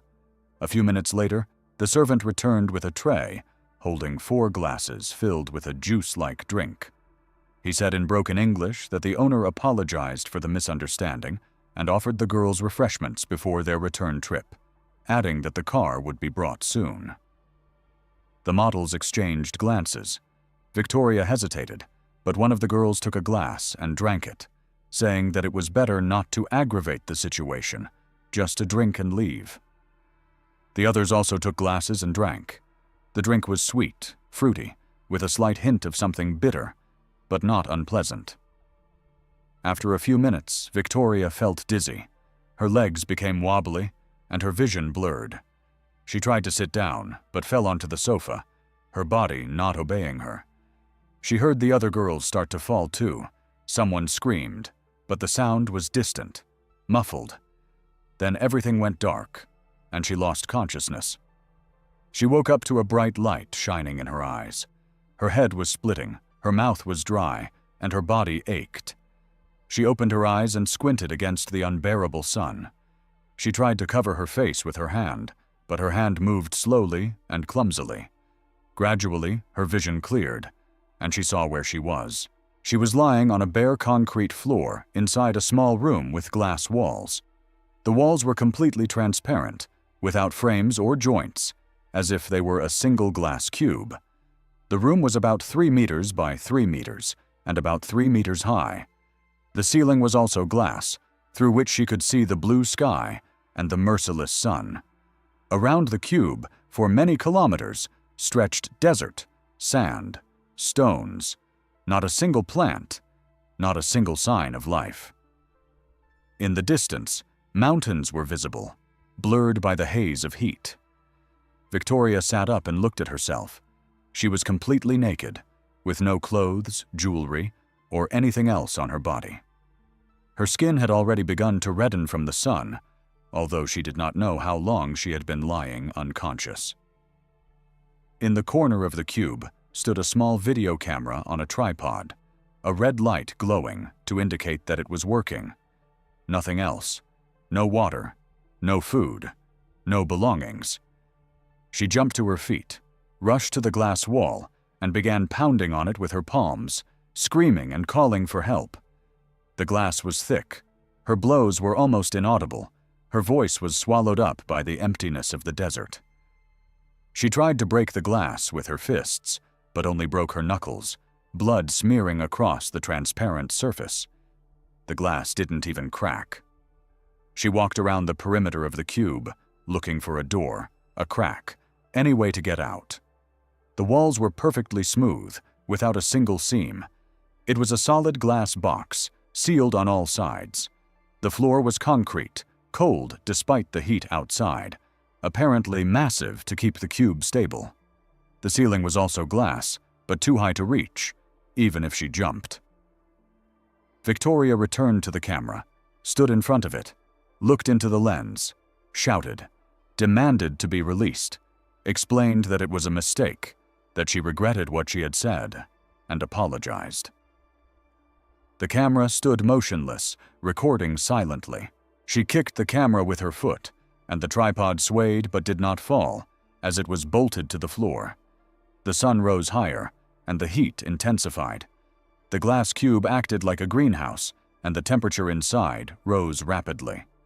Victoria felt sweat breaking out all over her body, dripping onto the floor. It was becoming difficult to breathe. The air was hot and stuffy. She lay down on the concrete floor, which was slightly cooler, and tried to breathe slowly to conserve her strength. Time dragged on agonizingly. Victoria didn't know how many hours had passed. There were no landmarks, only the sun slowly moving across the sky. Thirst began to torment her after a few hours. Her mouth was completely dry, her tongue stuck to the roof of her mouth, and her lips were cracked. She licked her lips, but there was almost no saliva. Her head was spinning from dehydration and heat stroke. By the evening of the first day, the sun began to set, and the temperature dropped. Victoria lay on the floor, exhausted, sunburned, and tormented by thirst. Her skin was red, and blisters began to appear on her shoulders and chest, where the sun burned the most. She tried to think about what to do, how to survive, but her thoughts were confused. Her head wasn't working. It got cold at night. The temperature in the desert drops sharply after sunset, and in the glass cube, without clothes and without the possibility of shelter, Victoria was freezing. She curled up on the floor, shivering, her teeth chattering. She couldn't sleep. The cold wouldn't let her, and neither would her fear. She lay there and looked at the stars through the glass ceiling, bright and countless, indifferent to her suffering. On the morning of the second day, the sun returned, and the torture began again. Heat, thirst, pain from burns. Victoria tried to get up, but her legs wouldn't hold her. Her strength was gone. She crawled to the glass walls, scratched them with her nails, leaving bloody marks, begging someone to save her. The camera continued to record everything. Somewhere far away, in a villa in the desert, Mohammed sat in a darkened room in front of a large screen showing the image from the camera in the cube. He watched Victoria, watched her suffer, watched her slowly die. For him it was a ritual, an act of restoring the honor she had insulted. In his culture, honor is more important than life, and public humiliation cannot go unpunished. Sitting next to him were two of his closest friends, also men of influence and wealth, who shared his views on justice and punishment. They watched in silence, occasionally commenting that she deserved it, that Western women did not understand respect, that this was a lesson for anyone who dared to insult them. The broadcast was closed, via an encrypted channel accessible only to the three of them. Mohammed set aside an hour a day to watch, usually in the evening when he returned from work or meetings. For him, it was like meditation, a way to cleanse himself of anger and restore his inner balance. On the third day, Victoria hardly moved. She lay on her side, breathing shallowly, her lips swollen and cracked until they bled, her tongue swollen and blackened, her skin covered with blisters and beginning to peel in places. Her eyes were sunken, and her dehydration had reached a critical stage. She no longer screamed or scratched at the walls, but just lay there and stared into space. Sometimes she moved her lips, trying to say something, but no sound came out. Maybe she was praying. Maybe she was calling for her mother. Maybe she was asking for death. The camera recorded every movement, every breath. By the evening of the third day, Victoria began to write on the glass. She used blood from her broken fingers, which she had scratched on the concrete in an attempt to find a way out. She wrote letters that were crooked, uneven, and smudged. She wrote a few words in Russian, then in English. Help, please, Mom. Then Mohammed's name, and the word murderer. Mohammed saw it on the screen and smiled. He told his friends that she still didn't understand, that no one would come, that no one would find out, that the desert was vast. The cube stood in a place where even Bedouins didn't go, because there was nothing to find there. That even if someone accidentally saw the cube from a distance, they wouldn't approach it, thinking it was a mirage or someone's strange installation. On the fourth day, Victoria stopped moving altogether. She lay motionless, her breathing barely noticeable, her chest rising and falling weakly. Her skin had turned gray, covered with a crust of dried blood and dirt. Her eyes were open, but she saw nothing. Her gaze was empty, glassy. Not only was there a camera in the cube, but also sensors that monitored her vital signs: body temperature, heart rate, and breathing. The information was transmitted to the same screen where Mohammed was watching the broadcast. He saw her pulse dropping, her breathing becoming slower and slower, her body temperature decreasing. On the evening of the fourth day, around 9 o'clock, the sensors showed cardiac arrest. Her pulse dropped to 0, her breathing stopped. Mohammed stared at the screen for a few more minutes, making sure it was all over. Then he turned off the broadcast, got up, and left the room. He told the servants it was time to clean up. An hour later, a truck with a crane pulled up to the cube. Workers hired specifically for this task and paid huge sums of money for their silence hooked the cube with cables, lifted it off the ground along with its concrete base, and loaded it onto the truck's platform. The cube was heavy. The glass was thick and specially reinforced, weighing about 2 tons. The truck took it back to the villa, but not to the villa itself, but to a large hangar located a kilometer away. The hangar was built specifically for the disposal of waste and unwanted items, and contained an industrial furnace for burning garbage, capable of heating up to 1,500 degrees Celsius.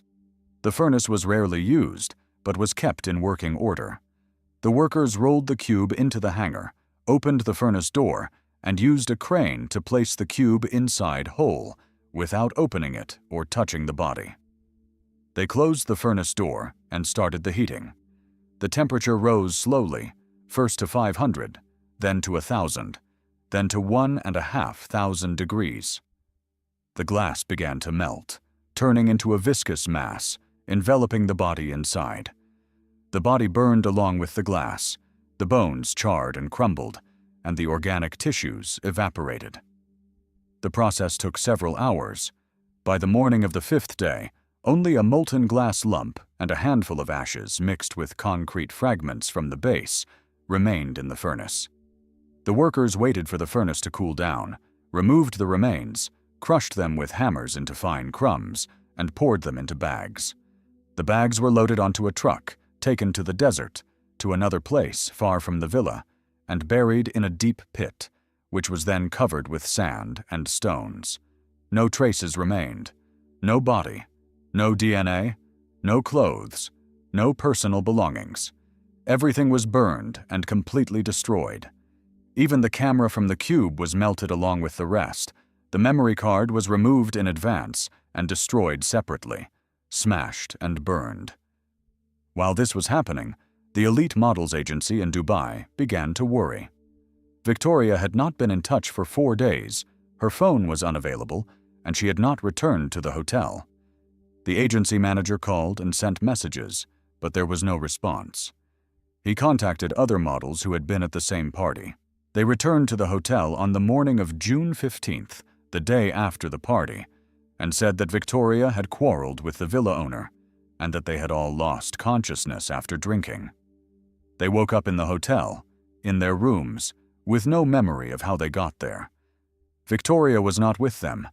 They thought she had left separately or stayed at the villa of her own accord. They did not think much of it at first, because this sometimes happened. Models would stay with wealthy clients for a day or two if they agreed on additional payment. The agency manager tried to contact the party organizer, but the contact details he had were fake. The phone was not answering, and the email address did not exist.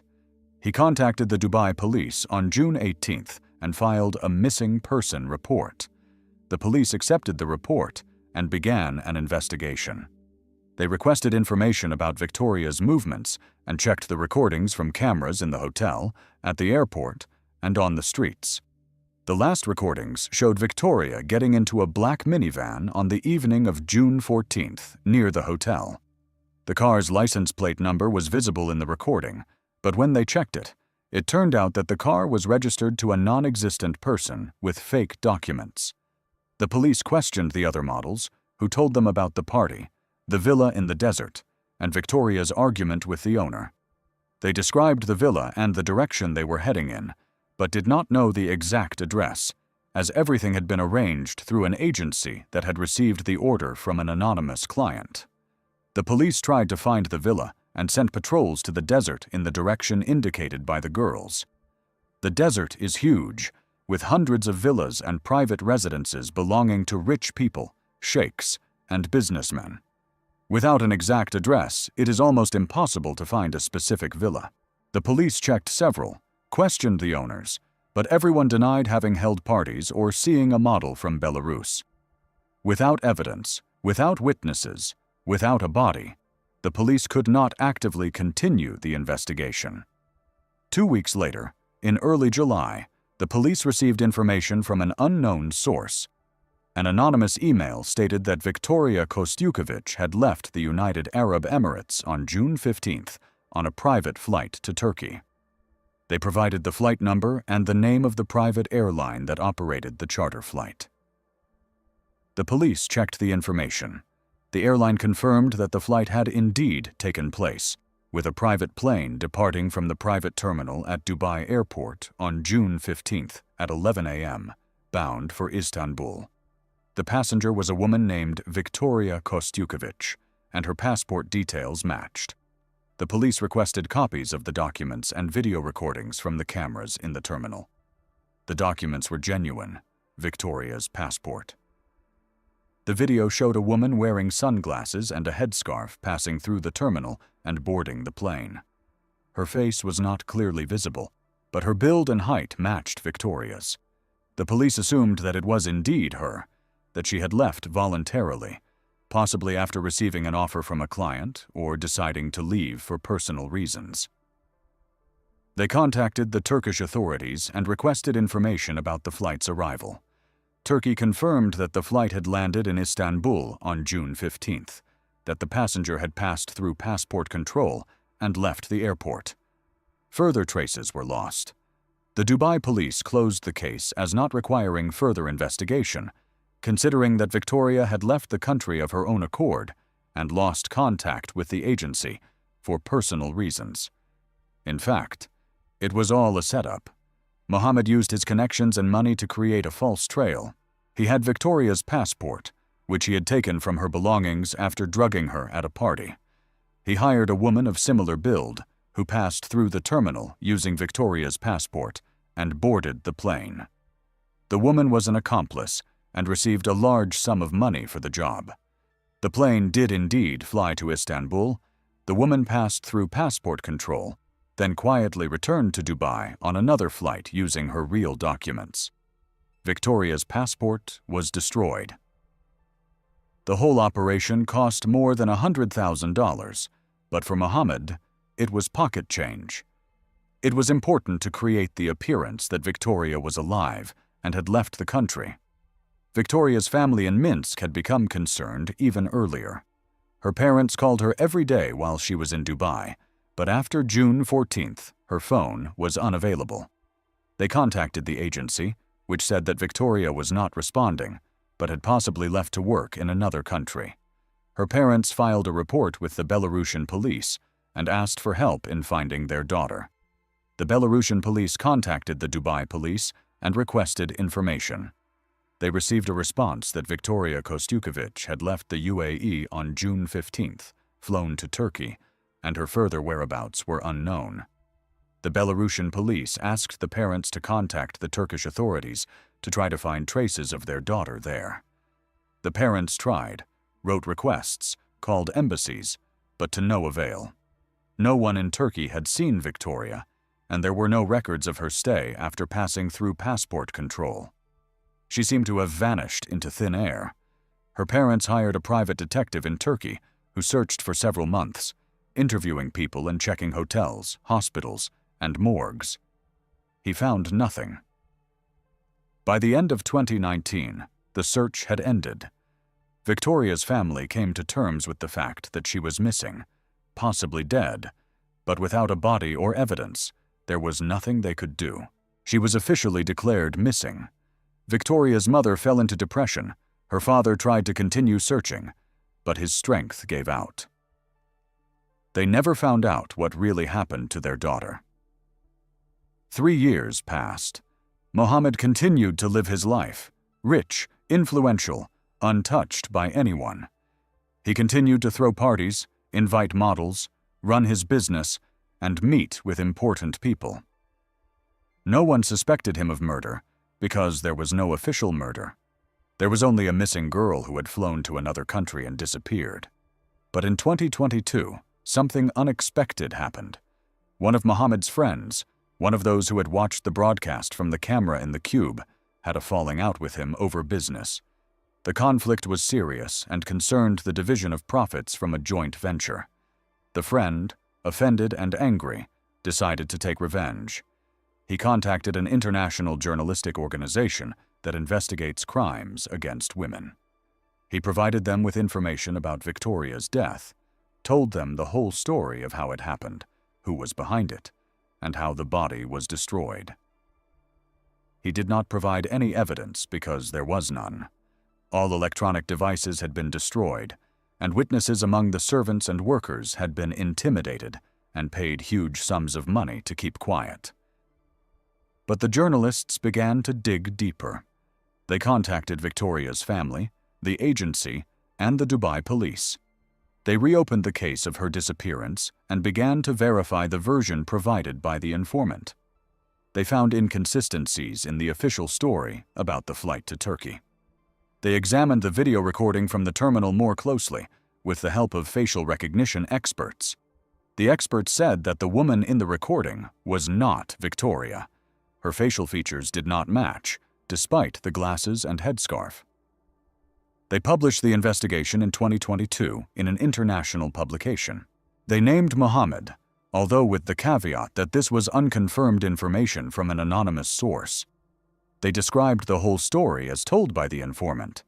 This caused a great stir, especially in Belarus and Russia, where many girls work as models in Arab countries. The UAE government reacted sharply, denying all accusations and calling the publication slander and an attempt to discredit the country.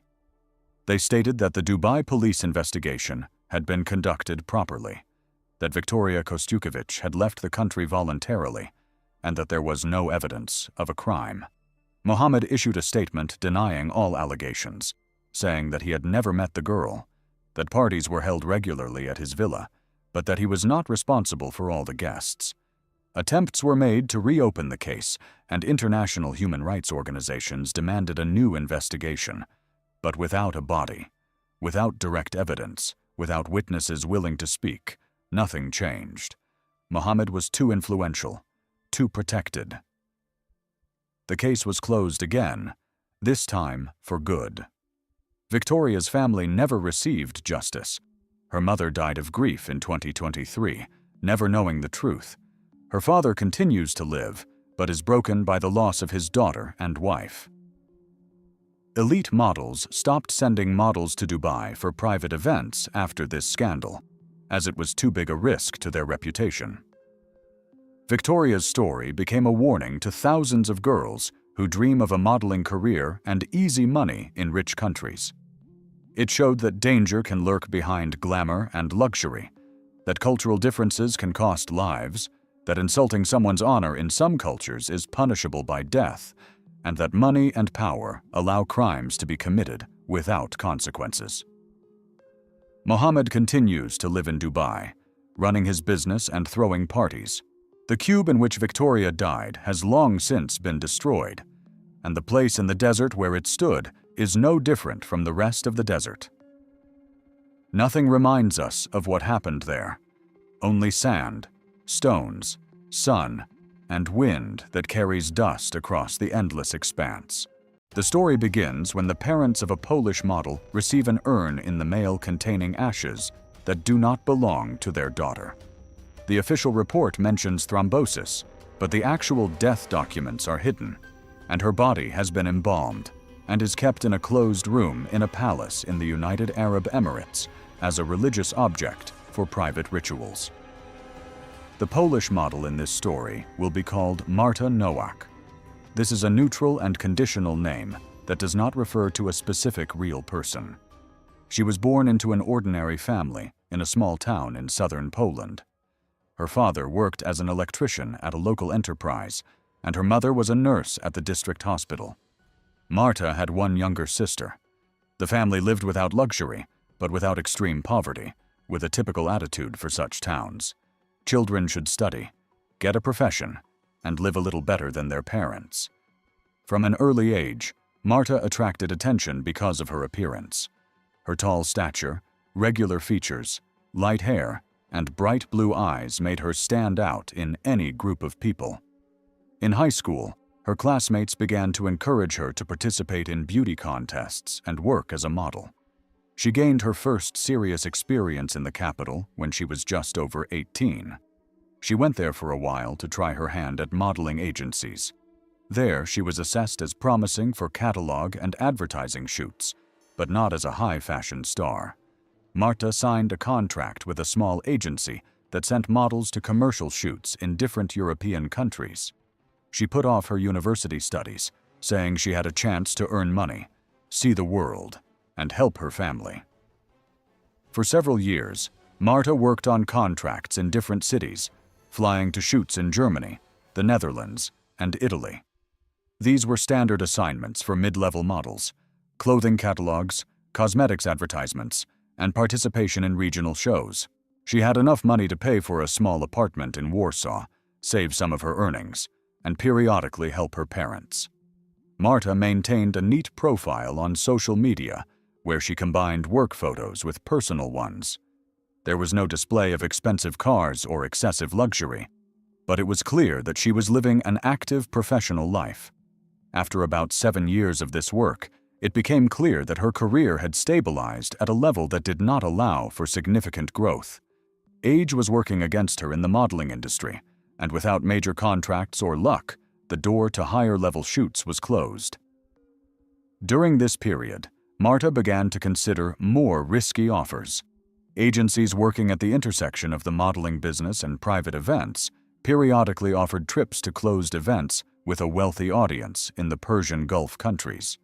Formally, this was presented as participation in presentations, hotel openings, and shows for private collections. A critical contact arose at a similar event in one of the European capitals. There was a private party organized by a hotel chain from the United Arab Emirates. Entrepreneurs, investors, and representatives of wealthy families from the Persian Gulf countries were invited. A local modeling agency provided girls to accompany the guests, give presentations, and model clothing. Marta was among the invited guests. At this event, she met a man who was introduced as Prince Fadel bin Rashid, heir to a large family fortune in one of the Emirates, including shares in hotels, land, and other assets. That evening, the prince was reserved, showing no overt interest in the models, but watching them closely. Martha caught his attention not only with her appearance, but also with her behavior. She did not seek to constantly be around the wealthy crowd, behaving correctly and distantly, not trying to impose herself or show excessive interest in the high-status guests. Later, he approached her himself, struck up a conversation on neutral topics, asked about her work, how long she had been in the industry, and whether she had ever been interested in living outside Poland. A few days later, Marta received an email on behalf of a Swiss consulting company. The letter stated that one of the company's clients was interested in the possibility of concluding a personal contract agreement with her for long-term representation. Attached was a document of several pages written in formal legal language. The essence of the proposal was to become an official partner and representative of the client's interests for several years, in effect a contract spouse, without directly using that term. She was guaranteed a move to the United Arab Emirates, accommodation in a private residence, the status of spouse of a member of the ruling family in private circles, and fixed financial compensation upon completion of the agreement. The amount of compensation was specified as several $million, payable in a lump sum, provided that all terms of the contract were fulfilled. The document emphasized confidentiality, a ban on disclosure of the details of the agreement, restrictions on contact with the press, and an obligation to participate in certain events. A separate clause stipulated that medical care, security, and living conditions would be fully provided by the customer, and that any emergencies would be dealt with within the internal jurisdiction of the host country. This meant that in disputed situations, the legal system of the emirate would apply, rather than that of Marta's country of citizenship. Marta showed the document to a lawyer she knew in Poland. He noted the absence of a clear mechanism for unilateral termination of the contract on her initiative, unclear wording about internal procedures in the event of a conflict, and a virtually complete waiver of claims against the customer in the event of unforeseen circumstances. He recommended that she refuse or seek serious amendments. At the same time, Marta consulted with several girls who had experience working at private events in the Persian Gulf countries. Some of them talked about such contracts as a quick way to earn a large sum of money, while others mentioned cases of pressure and strict control, but without specific names and cases. At this stage, the financial prospect became the deciding factor. Marta understood that in a normal modeling career, her chances of earning a comparable amount in a limited period of time were minimal. Her family was counting on her help, and she herself did not have a stable profession outside the fashion industry. After several rounds of correspondence, minor revisions, and internal struggle, she signed the document. Formally, it was an agreement for representation services and a long-term personal contract. Only legal entities were disclosed on the customer's side, but it was clear from accompanying signs that it was Prince Fadil. Next, the move was organized. Marta was issued a visa tied to a specific sponsor. Tickets, accommodation, and insurance were paid for by the client. Upon arrival in the United Arab Emirates, she was met by representatives of the residence's security service and immediately taken to a closed area belonging to the prince's family. It was not a public hotel, but a private complex with controlled access. From the very first days, Marta was confronted with a strict system of rules. She was told that she could only leave the residence when accompanied by trusted individuals. Telephones and the internet were not formally prohibited, but their use was controlled. She was given a separate phone to communicate with her family. Her personal devices gradually faded into the background. She was asked to avoid posts that could reveal her exact location or details of the interior. This was explained as a matter of security and privacy. The living conditions were comfortable: a separate spacious room, cleaning and catering staff, a car with a driver. She accompanied the prince to private dinners, meetings, and private events, where she was introduced as his spouse or official companion. In the country, her position remained informal in the public sphere, but within the prince's circle, her status was clear. For almost a year, Marta's life seemed strictly controlled, but relatively stable. She herself described it in rare confidential conversations as a golden cage, a high level of comfort, but minimal freedom. Outwardly, everything looked like the fulfillment of the terms of the contract. Over time, the religious and quasi-mystical component of the prince's entourage grew stronger. People who were presented as spiritual mentors and religious scholars began to appear constantly at the residence. At the same time, specialists with scientific backgrounds in neurotechnology and experimental medicine began to arrive. Open sources describe similar private initiatives, where wealthy clients finance projects in the field of life extension and brain research. Martu was gradually drawn into this area. At first, it was all about harmless examinations, tests, neuroscanning, sleep monitoring, and reactions to audio and text stimuli. Everything was presented as work on stress levels and cognitive function optimization. She did not have actual informed consent based on an independent medical opinion. She was under the complete control of the client. Later, in conversations between the prince and religious advisors and scientists, phrases such as transfer of essence, projection of consciousness, and preservation of the soul through a carrier began to appear regularly. Neuroscientists used terminology about mapping neural patterns and possible synchronization between two brains. Religious advisors linked this to old mystical concepts. At this intersection, the idea of a ritual arose, which a small circle of people began to call an experiment in consciousness transfer. By this point, Martha found herself in a position where it was extremely difficult to refuse to participate. She was presented with a document describing the procedure as voluntary participation in an experiment on deep neural coupling with a spiritual component. It specifically stated that serious side effects, including death, were possible, but the probability of such outcomes was described as extremely low. The legal purpose of the document was to remove as much responsibility as possible from the organizers in the event of a fatal outcome.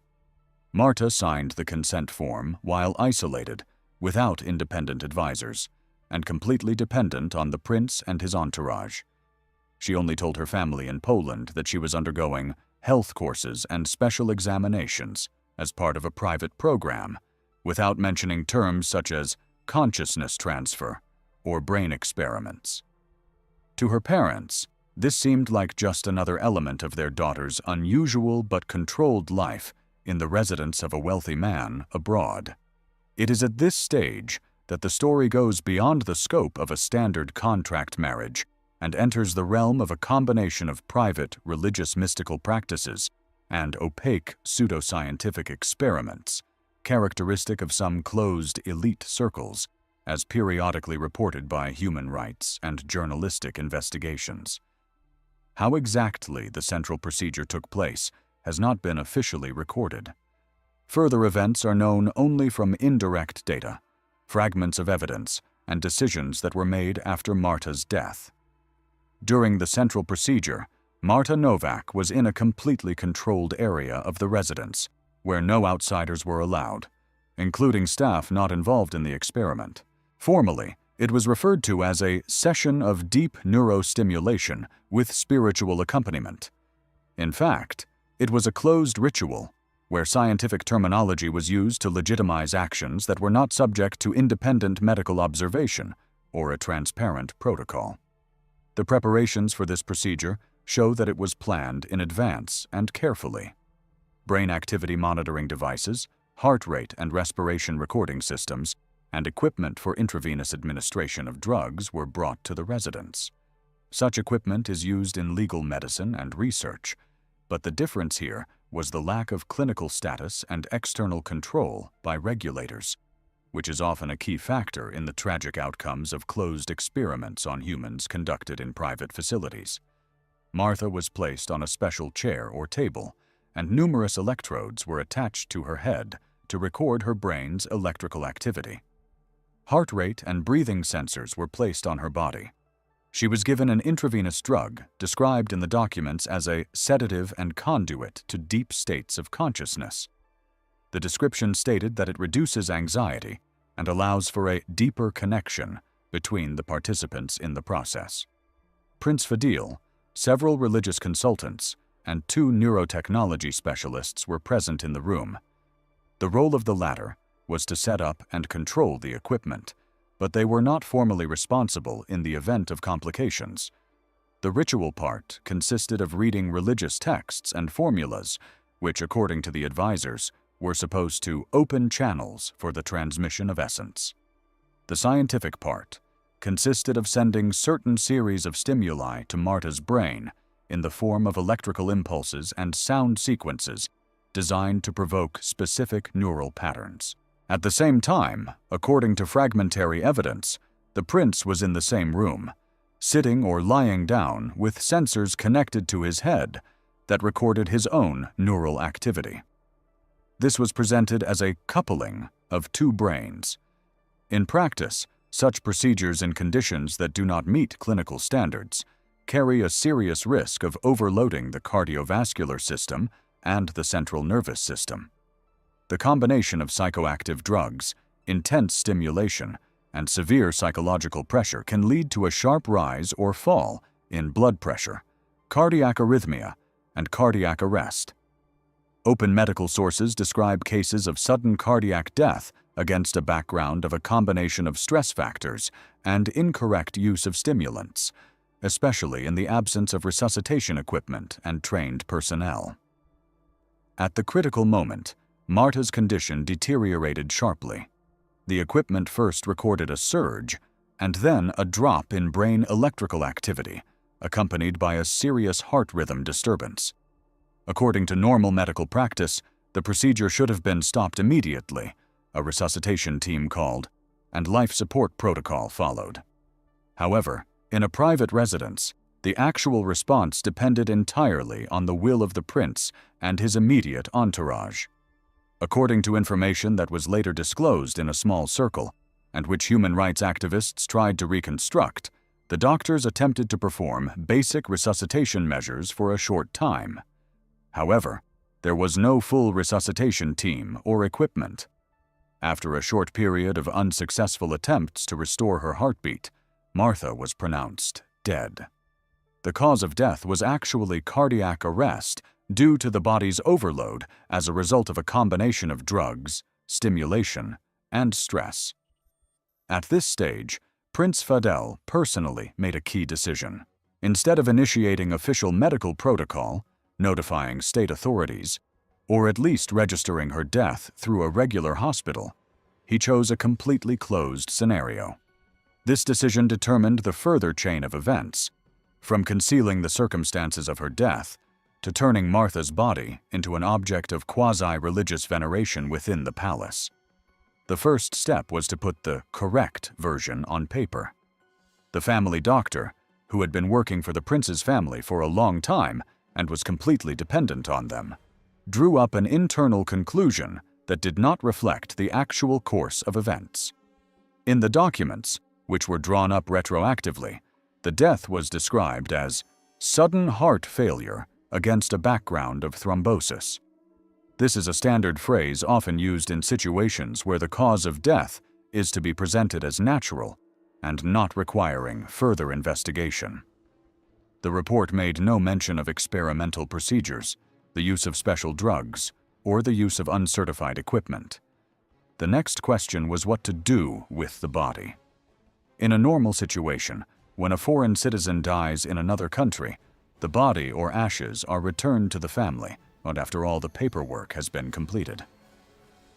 In controversial circumstances, the death becomes the subject of a criminal investigation, and diplomatic authorities become involved in the process.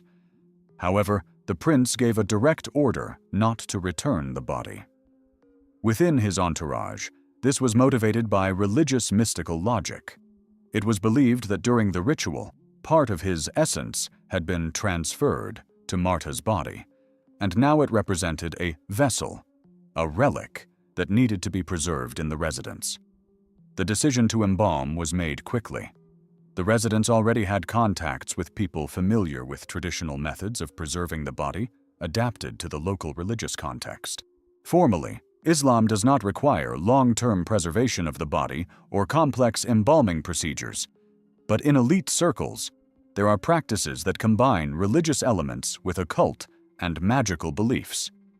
In the private sphere of wealthy families in various countries, there have been cases where bodies or parts of bodies have been preserved in closed rooms as symbols or objects of worship. Martha's body was treated with special solutions. Her internal organs were removed and replaced with preservatives. Some of the organs may have been used for specific rituals, as was indirectly mentioned by those who overheard internal discussions. Externally, the body was brought to a state that allowed for its long-term storage. After that, it was placed in a closed room inside the palace, to which only the prince, several trusted individuals, and religious consultants who participated in the ritual had access. This room became a kind of sanctuary.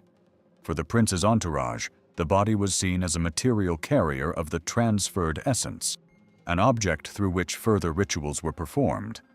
There, texts were read and formulas were recited, which, according to the participants, maintained the connection and strengthened the spiritual channel. In fact, it was about turning the corpse of a foreign citizen who died as a result of an experimental procedure into a secret cult object. At the same time, it was necessary to settle the matter with the family in Poland and the official authorities. To do this, they used a classic scheme that is common in a number of countries where institutions or private structures try to hide the real causes of death of foreign citizens. The family was sent a message stating that Marta had died as a result of sudden thrombosis and heart failure while staying at a private clinic in the United Arab Emirates. It was stated that death had come quickly, without prolonged suffering, and that the doctors had done everything possible. Separately, her parents were informed that, in accordance with local regulations, the body had been cremated quickly, in accordance with humane standards, and that the ashes were ready for shipment. Along with the message, they were offered monetary compensation for the funeral arrangements and as an expression of sympathy.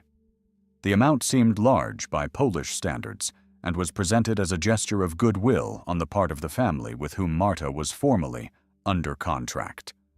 The parents were sent an urn with the ashes. Later, when the whole picture became clearer, there were serious reasons to believe that the ashes in the urn did not belong to Marta.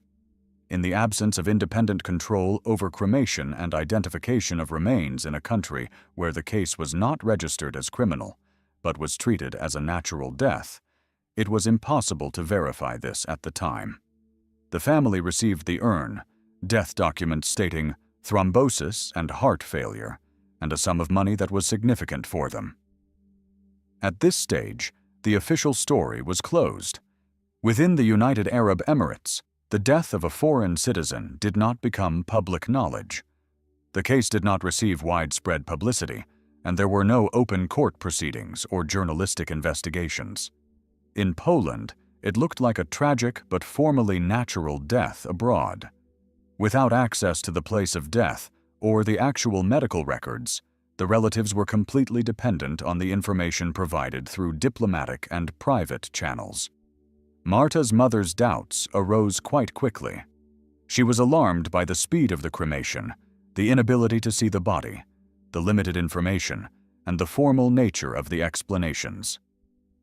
She tried to contact representatives of the diplomatic services and wrote requests asking for more detailed information about the clinic, the doctors, and the circumstances of her death. In response, she received standard replies stating that the local authorities had confirmed the version of sudden heart failure and that there were no additional grounds for review. At the same time, the closed practice of using Marta's body as a ritual object continued in the residence itself. No one outside the palace knew about this. Information began to leak out only through the service staff, some of whom, despite the high level of control and intimidation, maintained their own moral boundaries. Within such structures, it is often low-paid employees working in the shadows who are the first to raise the alarm about human rights violations and abuses, as has been repeatedly confirmed in other cases of violence and death in the private estates of wealthy families. One of the key figures was a young woman from the local staff who was periodically called upon to service the premises near the closed room. She will henceforth be referred to as the internal witness, although her name and exact position are not disclosed for obvious reasons. It was through her and a chain of contacts with human rights activists and journalists that the first descriptions of what actually happened to Marta at Prince Fadil's residence began to emerge. The internal witness was the starting point for what later made it possible to at least partially reconstruct the course of events surrounding Marta Novak's death and the transformation of her body into a hidden cult object inside Prince Fidel's palace. She worked as a member of the residence's service staff, performing domestic tasks and periodically being called upon to work in areas adjacent to rooms where ordinary employees were not usually allowed. In such structures, access is strictly hierarchical, but technical needs and the human factor sometimes create brief windows through which one can see what is not intended for outside eyes. According to her, as relayed to human rights activists through a chain of intermediaries, it was not the body itself that first attracted attention, but a change in the access regime to one of the rooms. The room, located on the inner level of the palace and previously used as a storage or auxiliary area, had been completely cleared and closed off. Additional locks were installed. The doors could only be opened with special keys or codes, and people from the prince's inner circle and religious advisors began to appear more often. Staff were strictly forbidden to enter under any pretext. Once, the witness was temporarily assigned to clean the corridor leading to this room at a time when the door was slightly ajar. She did not go inside, but through the crack she could see part of the interior. According to her description, inside there was an object that, in shape and posture, was clearly a human body, vertically fixed and partially covered with cloth. She could not make out the facial features, but noted light skin and hair. Later, comparing the height, build, and time period, she concluded that it could have been Marta, whose death had already been reported to her as sudden and followed by cremation. The witness noted separately that Prince Fadil and religious advisors regularly entered this room. Events were held inside, accompanied by the reading of texts, the recitation of formulas, and the use of aromatic mixtures. The staff heard distant sounds, but did not have access to the content of what was happening. All of this fits into the picture of the formation of a hidden ritual space around the body of a person who is declared a vessel or relic in a closed group, which corresponds to cases of privatized worship within elite residences described in other contexts. At this stage, Marta's family in Poland only had the official version about thrombosis and the urn with ashes that was sent to them along with the money. The mother did not give up trying to get more information. She wrote requests to the Polish Foreign Ministry, contacted consular services, and tried to obtain at least copies of medical documents and contacts for the clinic where her daughter allegedly died. The responses were formal in nature. It was reported that the local authorities had confirmed the diagnosis of acute heart failure against a background of thrombosis, that the cremation had been carried out in accordance with local regulations, and that there were no additional grounds for intervention. Attempts to initiate an independent investigation were hampered by the practical impossibility of gaining access to the prince's residence, the medical facilities that formally appeared in the documents, or the people involved in the procedure. Without a body, without authentic protocols, and with the host country blocking information, the family and Polish officials found themselves in a position where it was virtually impossible to do anything beyond sending requests and receiving standard responses. This is a typical situation in cases where a foreign citizen dies under controversial circumstances in a closed structure of a wealthy family in another jurisdiction, and where the official line of the host country does not allow for the admission of guilt. The breakthrough came only after a considerable amount of time, when an internal witness, having left the palace, managed to reach out to human rights activists dealing with cases of violence and abuse in the private residences of wealthy Middle Eastern families through her network of contacts. Such organizations already had experience working with stories in which staff reported abuse, illegal deprivation of liberty, hidden deaths, and unofficial punishments that remained outside of criminal statistics. They knew how to work with anonymous sources while minimizing the risk to them, and how to gradually build up a body of circumstantial evidence. The witness said that a foreign woman who lived there as the prince's contract wife had died in the residence, and that after her death, her body hadn't been sent back to her homeland, but had been kept in the palace. She described the room with the body fixed vertically, the rituals performed around it, and conversations between people from the prince's entourage, in which words such as soul transfer, failed ritual, and side effect were mentioned. She also mentioned that the death was officially recorded as the result of illness, and the body was allegedly cremated, although in fact it remained in the residence. Human rights activists began to compare this information with cases known to them and with publicly available data. In terms of time, country, and profile, the story of Marta Nowak fit. A Polish model who worked in Europe for several years, then disappeared from the public eye, and after some time, her family received news of her sudden death in the United Arab Emirates. Indirect confirmation was found through acquaintances in the modeling world, who knew about her contract with a wealthy man from the Persian Gulf, and that after her departure, she had virtually disappeared from the public eye.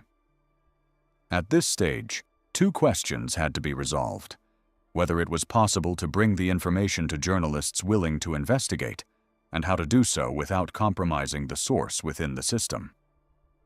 In the end, a semi-documentary format was chosen, in which real elements, the contract marriage scheme, participation in closed experiments, death during the procedure, concealment of the body, and its transformation into a ritual object, were described without reference to specific legally identifiable names and exact addresses, but with sufficient detail about the mechanics of what was happening. This approach has already been used in investigations of violence and deaths in private guarded estates, where direct identification could lead to immediate reprisals against the sources. Journalists, having received the materials, compared them with what is already known about the practices of private experiments in closed elite circles. In various countries, there have been cases where wealthy individuals have funded pseudoscientific research into life extension, consciousness transfer, and strengthening spiritual connections, in which people were effectively used as test subjects. Such projects, as a rule, existed at the intersection of marginal science and occult beliefs, circumvented official regulations, and were disguised as private medical or spiritual programs. The story of Marta Nowak fit into this well-known, though rarely formalized, pattern. A foreigner who found herself dependent on a wealthy person through a contract. Isolation in a residence. Gradual involvement in experimental procedures without independent oversight. Death during a ritualized experiment. Registration of death as natural. Concealment of the body and its functional use in closed religious mystical practices. Human rights activists and journalists were able to convey only part of the information to Marta's family, as they could not reveal their source. The parents were told that the official version of sudden thrombosis and cremation raises serious doubts, that there is evidence of death during an unauthorized experiment, and that the body wasn't returned and cremated as they were told. For the family, this meant an admission that the ashes in the urn most likely belonged to someone else, and that their daughter's real body was in another country, in a closed room in a palace where it was being used for rituals.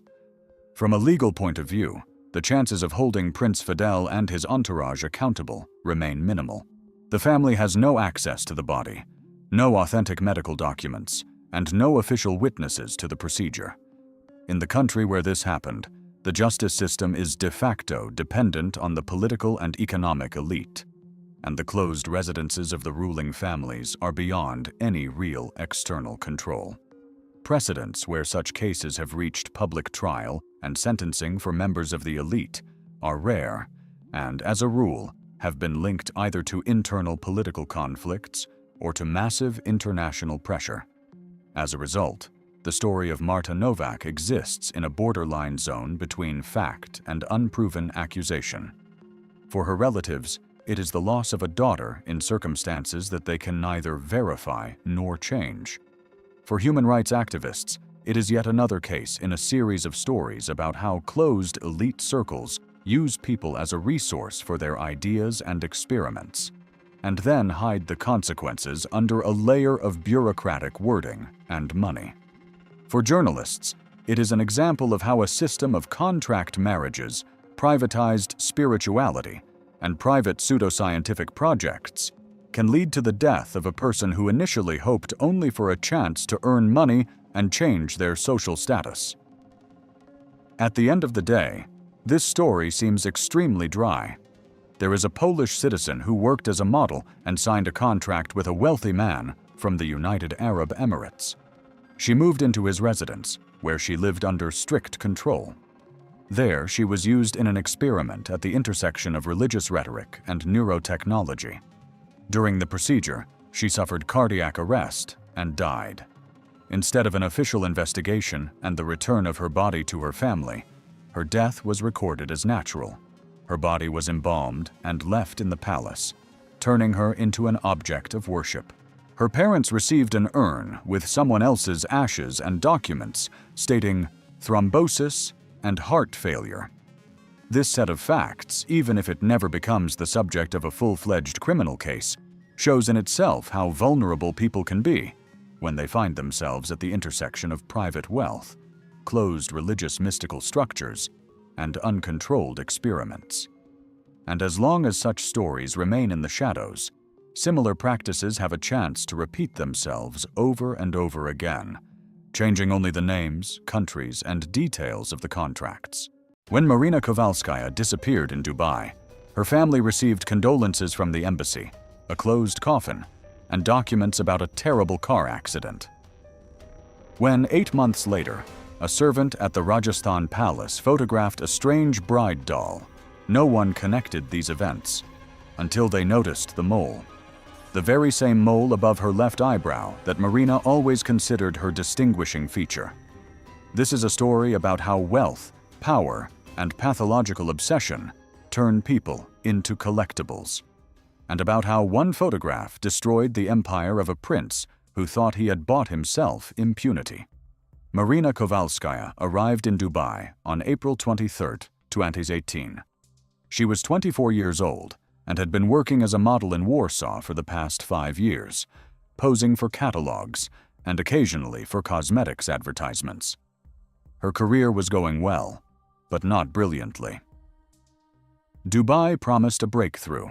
The contract was offered by Elite Models Middle East, 3 months of work, shows for luxury brands, photo shoots for magazines. The pay was $15,000 a month, plus hotel accommodation, flights, and meals. Marina showed the contract to her mother, who was wary, but her daughter was an adult, experienced, and had worked with various agencies. The first 2 weeks went well. Marina lived at the Jumeirah Beach Hotel, participated in shows, and got to know other models, photographers, and designers. She sent her mother photos from the events and talked about her work in messages. Everything looked professional and safe. On May 15th, she was invited to a private event. It was a presentation of a jewelry collection in a private villa, and models were needed to showcase the jewelry. The pay for the evening was $3,000. Marina agreed. The agency confirmed that the event was legitimate, and the client was verified. The villa was located on Palm Jumeirah, a gated elite neighborhood. Marina arrived there in the evening, accompanied by a representative of the agency.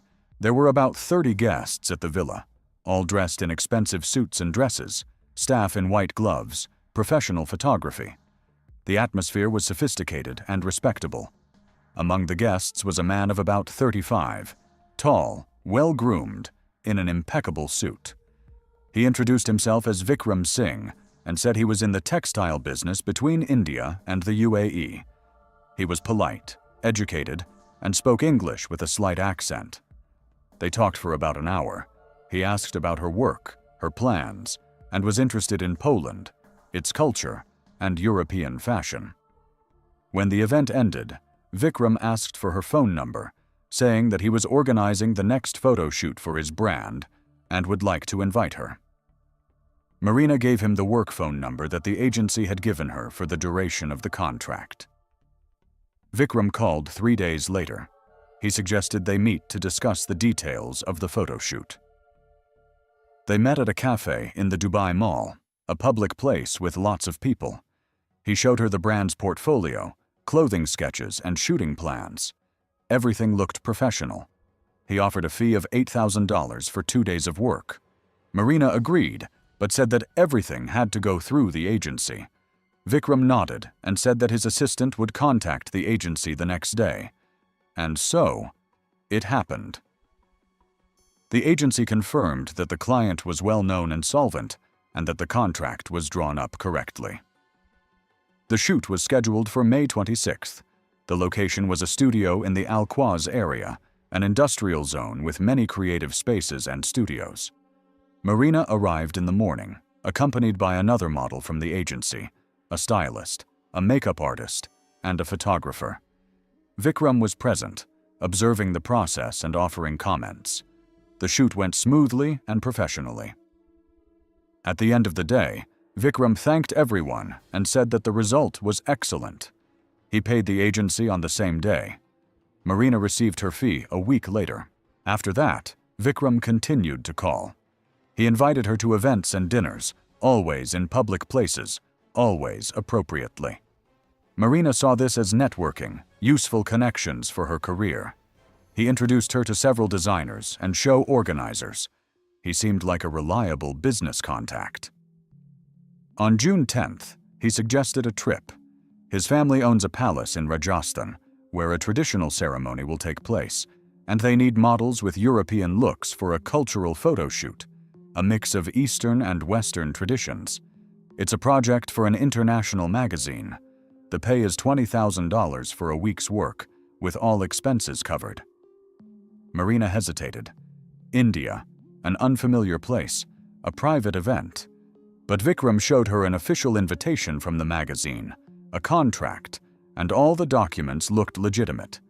She consulted with the agency. They said that the client was solvent, the documents were in order, but the decision was hers. She agreed. A ticket was purchased for June 15th, a flight from Dubai to Jaipur. The agency insisted that a representative fly with her. Vikram agreed and paid for an additional ticket. On the evening of June 14th, Vikram called Marina. He said there was a problem. The agency representative couldn't fly because he was sick, but there was a replacement. Another agency employee would fly instead of him. Marina called the agency, and they confirmed that yes, there would be a replacement. On the morning of the 15th, she arrived at the airport.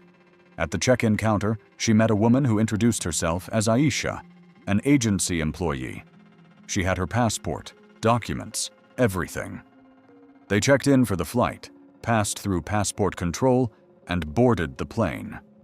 The flight went smoothly, 3 hours to Jaipur. At the airport, they were met by a driver with a sign who loaded their suitcases into a black Toyota Land Cruiser SUV and drove them to the city. Marina texted her mother, sent a photo from the airport, and wrote that she had arrived safely. The drive took about 40 minutes. The driver was silent, answering only direct questions. Aisha also spoke little, mostly looking at her phone. Marina admired the views, the hot city, bright colors, crowds of people, chaotic traffic.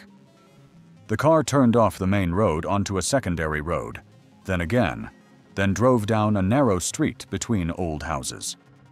Marina asked how far it was to the hotel. The driver replied that they were almost there. 5 minutes later, the car stopped near an unremarkable 3-story building with faded paint on the walls and air conditioners sticking out of the windows. It didn't look like a hotel. Marina asked what kind of place it was. Aisha replied that it was temporary accommodation, that the real hotel was still being prepared, and that they would spend one night here. Marina was wary, but didn't show it. She got out of the car and took her suitcase. Aisha led her inside the building, up a dark staircase to the 2nd floor, and opened the door to a room. Inside was a bed, a table, a chair, and an air conditioner. The window had bars. The bathroom was small and adjoining. Aisha said she needed to rest after the flight, that Vikram would arrive in the evening, and that they would discuss the details of tomorrow's shoot. She closed the door. Marina heard the lock click from the outside. She tried to open the door. It was locked. She knocked and called out. No one answered. She tried to call on the phone, but there was no signal. There was no Wi-Fi. Only emergency calls were possible, but she didn't know the Indian emergency number. She looked out the window. A narrow street below, people walking by, cars passing. She shouted and knocked on the glass. No one paid any attention. The bars were strong and wouldn't budge. Marina spent 3 hours in that room. She tried to break down the door, but it was metal and wouldn't give way. She tried to find something to cut through the bars with, but there was nothing suitable. She started to panic and cry. In the evening, the door opened. Vikram entered, accompanied by 2 men in dark clothes. Their faces were serious, no smiles. Marina screamed that this was illegal detention, that she would call the police and the embassy.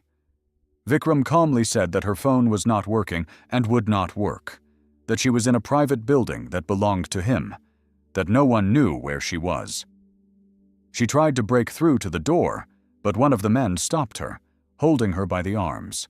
Vikram took a syringe out of his pocket and said it was a sedative to prevent her from hurting herself. Marina screamed and struggled. The man held her tightly. Vikram injected her in the shoulder. A minute later, Marina felt weak, her legs buckled.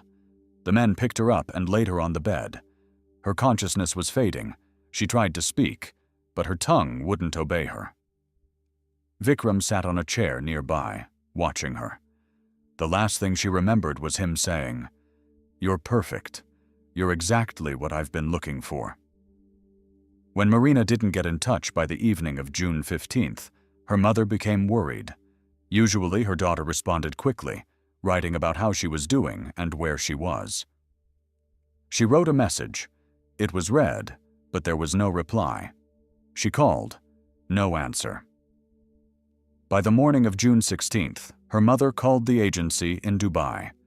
They said that Marina had flown to Jaipur with an agency representative. They gave her Aisha's phone number. Her mother called Aisha, who answered. She said that they had arrived safely, checked into a hotel, and Marina was resting. Everything was fine. My mother asked to speak to her daughter. Aisha said that Marina was asleep and she didn't want to wake her. My mother insisted. Aisha promised that Marina would call back when she woke up. There was no call. In the evening, the mother called Aisha again, but there was no answer.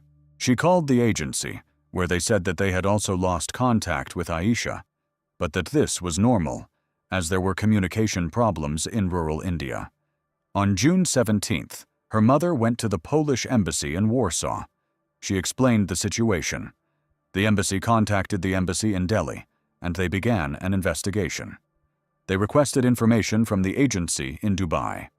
The agency provided a copy of the contract, airline tickets, and the address of the hotel in Jaipur. The embassy in Delhi contacted the hotel. The hotel said that there had been a reservation, but the guests had not checked in, so the room had been cancelled. They contacted the local police in Jaipur.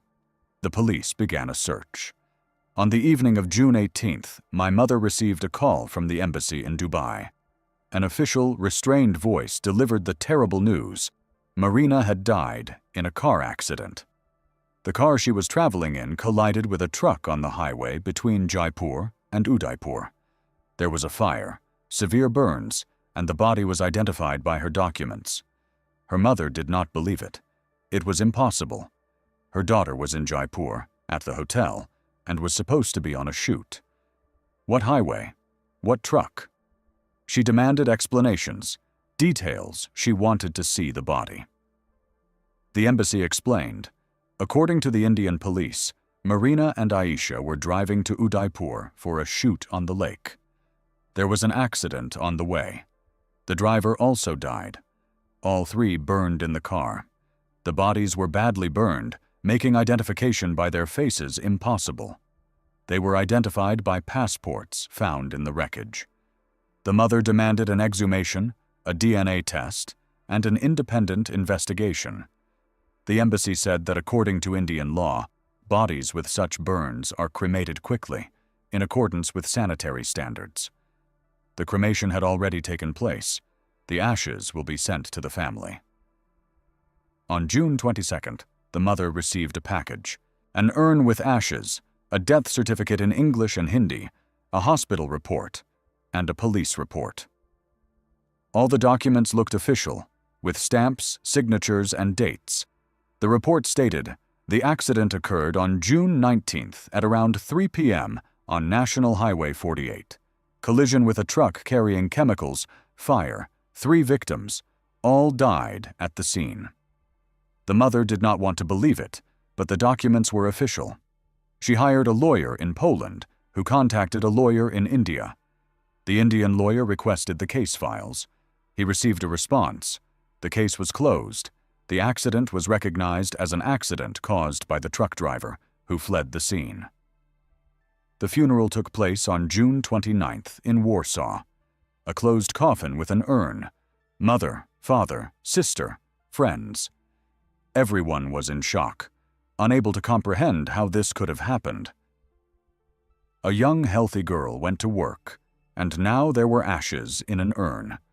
The agency in Dubai paid compensation to the family, $50,000 in insurance. They offered their condolences. A representative of the agency said that Aisha, who died with Marina, was an experienced escort, and that nothing like this had ever happened before. Vikram Singh sent his condolences through the agency. He wrote that he was shocked by the tragedy, that Marina was an excellent professional, and that his family was grieving. He offered additional financial assistance, but the family refused. The case was closed. Marina Kowalskaya officially died on June 19, 2018, in India, in a car accident. But Marina did not die on June 19th. Marina woke up in a white room. Her head was splitting, her body felt like cotton wool, and her mouth was dry. She tried to get up but couldn't. Her arms and legs were tied to the bed with soft straps. She looked around. The walls were white, the ceiling was white, and the lamps were bright. To her right was medical equipment, monitors, IVs, and some kind of machines. On the left was a window covered with curtains. It smelled like antiseptic. She tried to scream, but her voice was weak and hoarse. A minute later, the door opened and a man in a white coat entered, wearing a mask and a cap. He approached the bed and checked the monitor. Marina asked where she was and what was happening. The man did not answer. He checked the IV, wrote something down on his tablet, and left. She lay there for several hours, periodically falling asleep. When she woke up, she tried to free herself from the straps, but they were strong and would not budge. In the evening, judging by the fact that the light in the window went out, another person came in. He was also wearing a white coat, but without a mask. He was a man of about 50, with gray hair and attentive eyes. He introduced himself as Dr. Malhotra. He said that she was in a private clinic and that everything would be fine if she cooperated. Marina screamed that she had been kidnapped and demanded to be released. The doctor calmly explained that she was there under a contract she had signed. The contract provided for a medical procedure for which she would receive a large sum of money. If she refused to cooperate, it would be a breach of contract, and the consequences would be unpleasant. Marina screamed that she had not signed any contract for medical procedures, that it was illegal. The doctor took out a folder and showed her the documents. There was her signature on a contract for voluntary participation in a biological tissue donation program. The date was June 14th. She did not remember signing it, but the signature looked like hers. The doctor said that the signature was certified, the contract was legal, and she had no choice. The procedure was scheduled for the next day. The doctor said that she would be given anesthesia. She would not feel anything. There would be a recovery period after the procedure, and then she would be released with full payment. Marina asked what kind of procedure it was. The doctor replied evasively, "Collection of donor material. The details are irrelevant." She didn't sleep that night. She tried to come up with an escape plan, but her hands and feet were tied, and there was nothing in the room that could be used to cut the straps. The door was locked from the outside. The window was covered with bars. In the morning, 2 orderlies came, untied her from the bed, but held her by the arms and led her down the corridor. She saw other wards, some with people lying in beds connected to machines. It all looked like a real clinic, but the atmosphere was eerie, the staff silent, the patients motionless. They took her to the operating room. There was a table, lamps, instruments, and an anesthesiologist. They put her on the table and secured her with straps. The anesthesiologist put a mask on her face and told her to count to 10. She counted to 5 and fell into darkness. When she woke up, the pain was unbearable. Her face burned as if it had been dipped in boiling water. She tried to touch her face, but her hands were tied down. She screamed. A nurse came and gave her an injection. The pain dulled and became bearable. Marina lay there, trying to understand what had been done to her. Her face was completely bandaged, with only slits for her eyes, nose, and mouth. Dr. Malhotra came in the evening. He said that the procedure had been successful. Now the healing period would begin, which would take several weeks. She had to lie still, take her medication, and not touch the bandages. Marina asked through the bandages what they had done to her. The doctor replied that they had taken donor material from her face, a skin graft for reconstructive surgery. Her face would heal, scars would remain, but it could all be corrected with plastic surgery later. She didn't believe it. A skin graft did not explain such pain, such extensive bandages, but it hurt to talk, so she fell silent. The days passed. They changed her bandages, gave her painkillers, and fed her through a tube. The pain gradually subsided, but remained constant and aching. She felt that something was very wrong with her face. After 2 weeks, some of the bandages were removed. She was given a mirror. Marina looked and did not recognize herself. Her face was gone. Instead of skin, there was a red, raw surface, like meat without its membrane. Her eyes, nose, and mouth were in place, but all the skin on her face was gone. It was monstrous. She screamed, dropped the mirror, and began to thrash about hysterically. The orderlies rushed in, restrained her, and the doctor gave her a sedative injection. She fell back into darkness. When she woke up, Dr. Malhotra was sitting next to her. He explained calmly, without emotion. They had removed a full skin graft from her face. All of the epidermis and part of the dermis, from her hairline to her chin. It was a specific procedure requested by the client. Her face would heal, new skin would grow, but it would take months, and her face would be scarred. Marina was too shocked to speak. She just lay there, staring at the ceiling. She realized that she had been used, not as a donor to save someone's life, but as a source of material for something else. She asked why they needed the skin from her face. The doctor did not answer. He only said that the contract had been fulfilled, and that in a month, when the wound had healed, she would be released. But Marina knew they would not release her.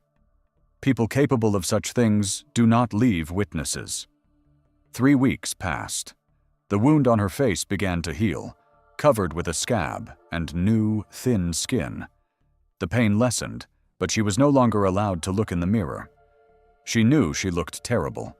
They stopped giving her strong sedatives, only mild painkillers. Her head cleared. She began to plan her escape. She studied the clinic's routine, memorizing when the nurses came and when the staff changed shifts. On the evening of July 27th, when the nurse brought her dinner, Marina pretended to lose consciousness.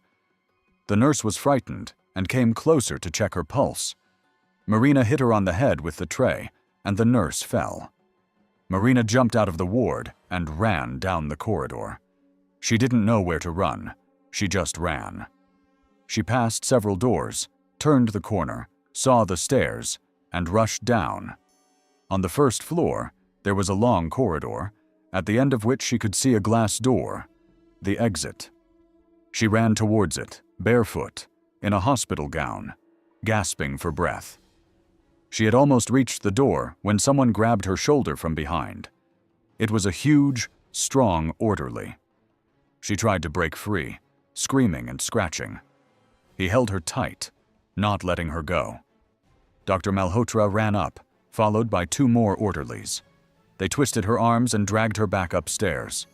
She screamed that they were murderers, that her family was looking for her, that everything would be revealed. The doctor did not answer.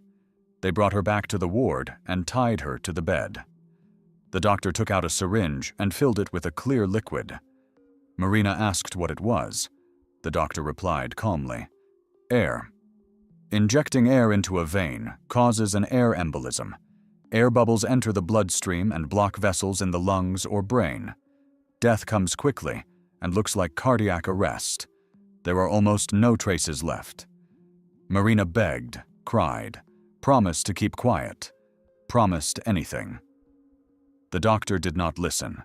He took her hand, found a vein in the crook of her elbow, and inserted the needle. She felt the cold liquid enter her vein, then a sharp pain in her chest. She couldn't breathe. Her heart beat fast, then slowed, then stopped. Her last thought was of her mother. Rajesh had been working as a servant in the Maharaja's palace in Jaipur for the last 3 years. It was a lowly position, cleaning, serving food, running errands. The pay was good. The conditions were acceptable. The palace was huge, with dozens of rooms, most of which were off-limits to the regular staff. Vikram Singh, the Maharaja's nephew, lived in a separate wing of the palace. He had a reputation for being eccentric and withdrawn. He kept to himself, rarely interacted with the staff, and spent most of his time in his chambers or traveling to Dubai on business. Rajesh cleaned the common rooms and sometimes the corridors near Vikram's quarters, but he never entered his rooms. They were cleaned by special servants hired personally by Vikram. But on January 23, 2019, when Rajesh was passing by Vikram's rooms, the door was ajar. There was no one inside. Curiosity got the better of him, and he peeked inside. The room was large and luxuriously furnished, but what caught his attention was a doll standing in the corner by the window.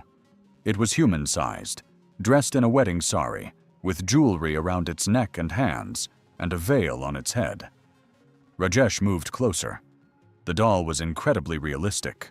The face looked alive, the details of the skin, the pores, the slight blush on the cheeks. The eyes were closed, the eyelashes long. The hair was real, light brown, styled in a complex hairstyle. He looked closer. On the doll's face, above the left eyebrow, there was a mole.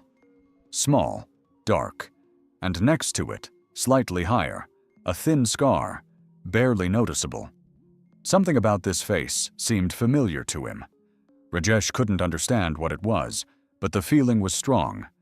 He took out his phone and photographed the doll. Then he heard footsteps in the hallway and quickly left the room. In the evening, in his room, he looked at the photo. The doll's face was too real, too alive. He enlarged the image and studied the details. The mole, the scar, the shape of the lips, the slant of the eyes. Rajesh spent several hours on the internet, not knowing what he was looking for. He typed in various search terms: realistic dolls, silicone dolls, sex dolls. He found similar products, but none were as detailed. Then he stumbled upon a news article about missing models in Dubai. He read it out of curiosity. One of the articles mentioned Polish model Marina Kowalska, who died in a car accident in India. There was a photo in the article. Rajesh enlarged the photo of the girl. Light hair, European appearance, and above her left eyebrow, a mole. He compared it to the photo of the doll. The coincidence was impossible to ignore. The same mole, in the same place, the same thin scar above the eyebrow. Rajesh felt a chill down his spine. It couldn't be a coincidence. A doll with the face of a dead girl. What did it mean? He began to dig deeper. He found information about Marina's death, an accident, a fire, cremation. He found references to Vikram Singh as her last employer. He found references to other models who had disappeared or died in similar circumstances in the region. The more he read, the scarier it became. Marina wasn't the first. Over the past 5 years, 7 young European women who worked as models in Dubai or India had disappeared or died in accidents. All of them were blonde, between the ages of 20 and 27, and all under similar circumstances. Rajesh realized he had stumbled upon something terrible, but he didn't know what to do. Go to the police. With what? A photo of a doll? They wouldn't listen to him. At best, they would fire him. At worst, accuse him of theft and slander. He decided to gather more evidence. Over the next few weeks, he tried to get into Vikram's quarters again, but the door was always locked. Once, he saw Vikram enter with a large sealed box labeled "Fragile, handle with care." On February 15th, Vikram left for Dubai for 2 weeks. Rajesh knew this was his chance. He bribed the cleaning lady who had the keys to the rooms, gave her 2,000 rupees, said he had forgotten something important inside, and asked her to open the door for 5 minutes. The cleaning lady agreed, opened the door, and said she would wait in the hallway. Rajesh went inside. The doll was standing in the same place by the window, but now there were 2 of them. The second one stood nearby, also in a wedding dress, also incredibly realistic. The face was different, dark-haired, Asian in appearance. Rajiv photographed both dolls from all angles. Then he noticed an album on the shelf, thick, with a leather binding. He opened it. Inside were photographs, dozens of photos of beautiful young women. He recognized some of the faces from news articles about missing persons. Some he saw for the first time. He photographed several pages of the album. Then he noticed some documents on the table. He picked up the top one, a contract with a private clinic in Jaipur for specialized dermatological procedures. He photographed it. Time was running out. Rajesh quickly looked around again and left the room. The cleaning lady closed the door and left. Rajesh returned to his room, transferred all the photos to his computer, copied them to a flash drive, and hid them. Now he had to decide what to do next. He understood that he had evidence of something terrible in his hands. But he also understood that Vikram Singh was an influential man, with money, connections, and protection. Going to the local police was useless. Everyone there was on his side. Rajesh remembered a reporter he had seen on the news investigating corruption in Rajasthan. He found his contact's details on the internet and wrote an anonymous letter with a brief description of the situation. The reply came 3 days later. The reporter asked for evidence to be sent. Rajesh sent some of the photos, the dolls, pages from the album, documents. A week later, the reporter replied that he was starting an investigation and asked for more information about the clinic, Vikram Singh, and the missing girls. Rajesh gathered information, bit by bit. He eavesdropped on conversations, memorized names, and copied documents when he could. After 2 months, the reporter had enough material to publish. The article was published on April 27, 2019, in a major Indian newspaper. The headline read, "The Prince Collector: How a Rich Heir Turned Missing Models into Dolls." The article was detailed, with all the evidence, photographs, and documents that had been collected. It described the scheme. Vikram Singh lured young European models under the pretext of work, staged fake car accidents, officially declared them dead, but in fact, took them to a private clinic. There, the girls had full-face skin grafts removed, which were used to create hyper-realistic bride dolls. Vikram was obsessed with the idea of owning perfect brides with European looks, which he collected in his chambers. After the procedure, the girls were killed and their bodies destroyed. Their families were sent ashes, which were actually those of strangers or animals. The clinic created fake death certificates, and everything was organized through corrupt officials. The article caused a scandal. The international media picked up the story. The Polish embassy demanded an investigation. Europol got involved in the case. Indian police arrested Vikram Singh on May 3rd. They searched the palace and seized dolls, documents, and computers. 7 dolls were found in Vikram's chambers, each with the face of a missing girl. The clinic in Jaipur was closed, and Dr. Malhotra and the entire staff were arrested.